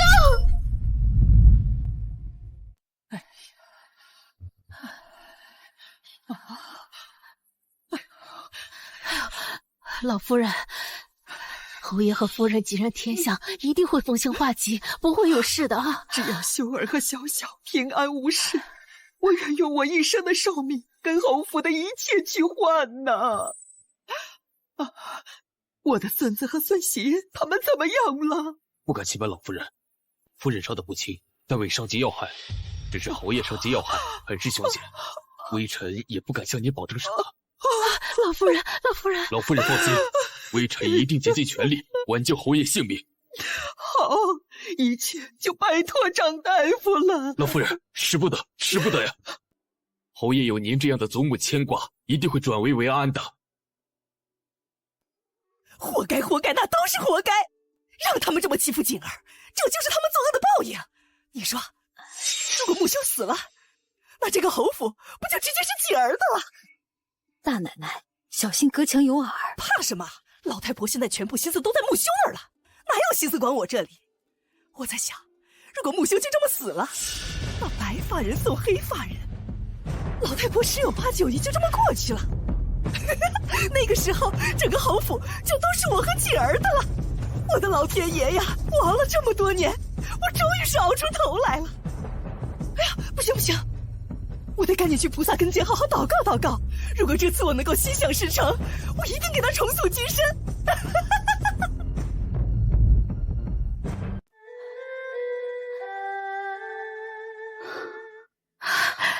夫人，你可醒了？你感觉怎么样啊？可还难受的厉害？穆修呢？他怎么样了？侯爷他还没醒呢。他现在在哪儿？他就在里间。我过去。夫人，慢些。怎么瘦成这个样子？以后慢慢养，一定能养回来。紫娟呢？回夫人，她已被关了起来。为什么这么做，已经给我交代了。她说，是因为继母威胁她这么做的。因为柳氏给她下了毒，我这么做就别想拿到解药。是吗？可真是糊涂，赶上夫人和侯爷。就算是他真的得到解药，也没那个命吃了。嬷嬷，你先出去吧，我想跟他说会儿话。好。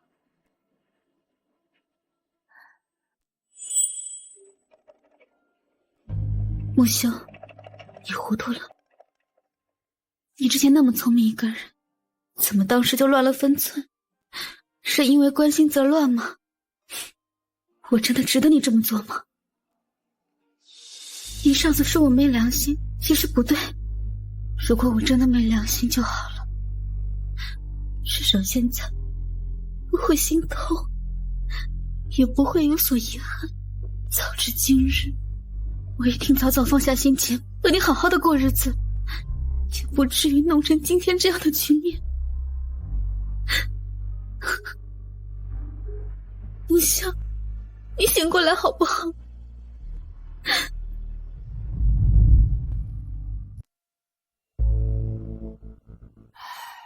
宋晓，有些话我过去不曾跟你说过，但是现在我觉得还是让你知道的好。祖母，您请说。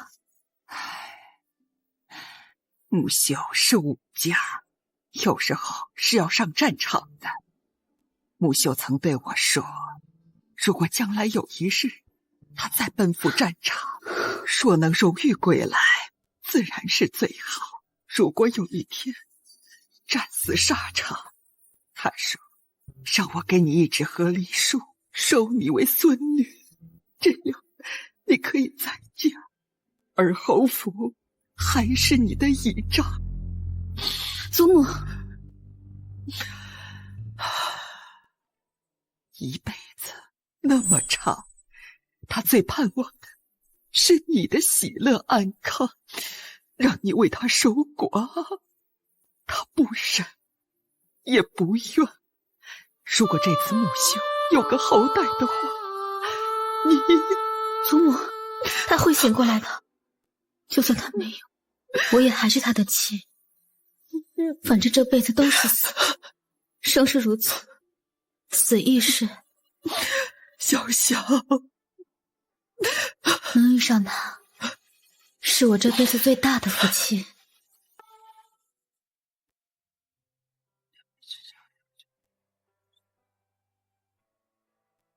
老夫人，怎么了？老奴刚才去给侯爷送水，看到看到什么了？可是秀儿醒了吗？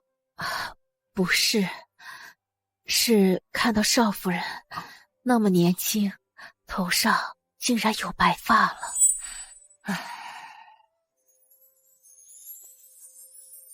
夫君，已经30天了。你准备什么时候醒过来啊？30天不吃不喝，你已经变丑了。男人变丑也会不值钱的。所以你什么时候醒啊？你要是再不醒，我可就变心了。夫君，这京城装那么多好儿郎，你说我改嫁给谁好？哪个能比为父好？这是梦吗？这不是梦。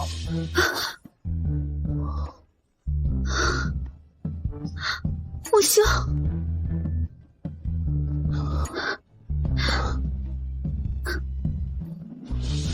头发怎么白了？大概是因为想你。白首不相离，是吗？白首不相离。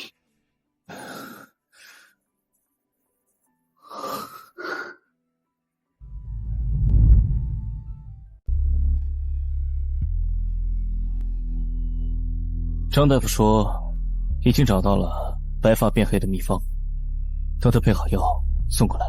不喝药也没关系，夫君的病好了，我这几根白发也会渐渐变黑的。什么时候才能变黑啊？看着心疼。怎么了？之前夫君心疼的时候，可是会掉银子出来的，怎么这一次不见掉了呢？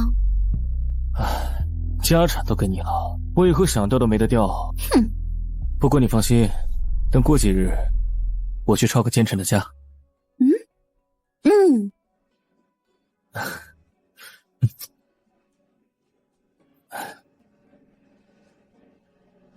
侯爷，怎么了？子轩和柳氏都死了，两个人在死牢被关在一起，相互折磨了1个月，终于熬不住。挺好。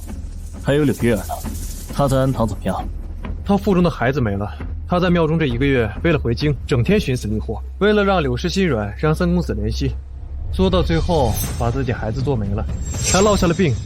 听大夫说，她恐怕以后都难以孕育子嗣。挺好。还有少夫人，还有三公子，手下已经派人将他们送回老宅，已经派人严加看守，以后他俩怕是回不了京了。天道轮回，各有各的因果，他们现在是自食恶果，不冤。侯爷说的对。那宋娇呢？柳氏没了，他就没了靠山，没有人给他出谋划策，也没有人为他盘算。他现在在齐家怎么样？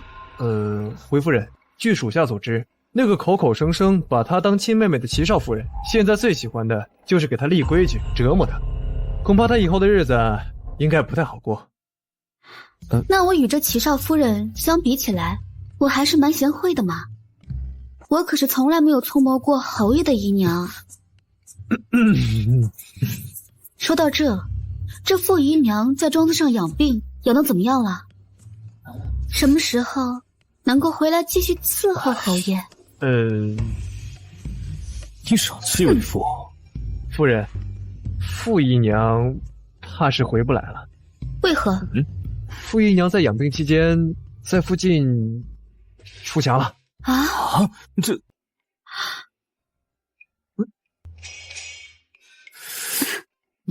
侯爷绿了。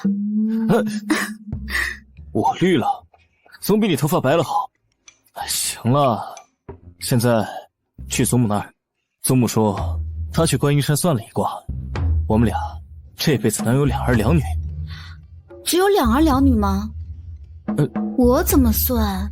我有3儿3女，难道我还会再嫁？放屁！你凶我！哼！啊！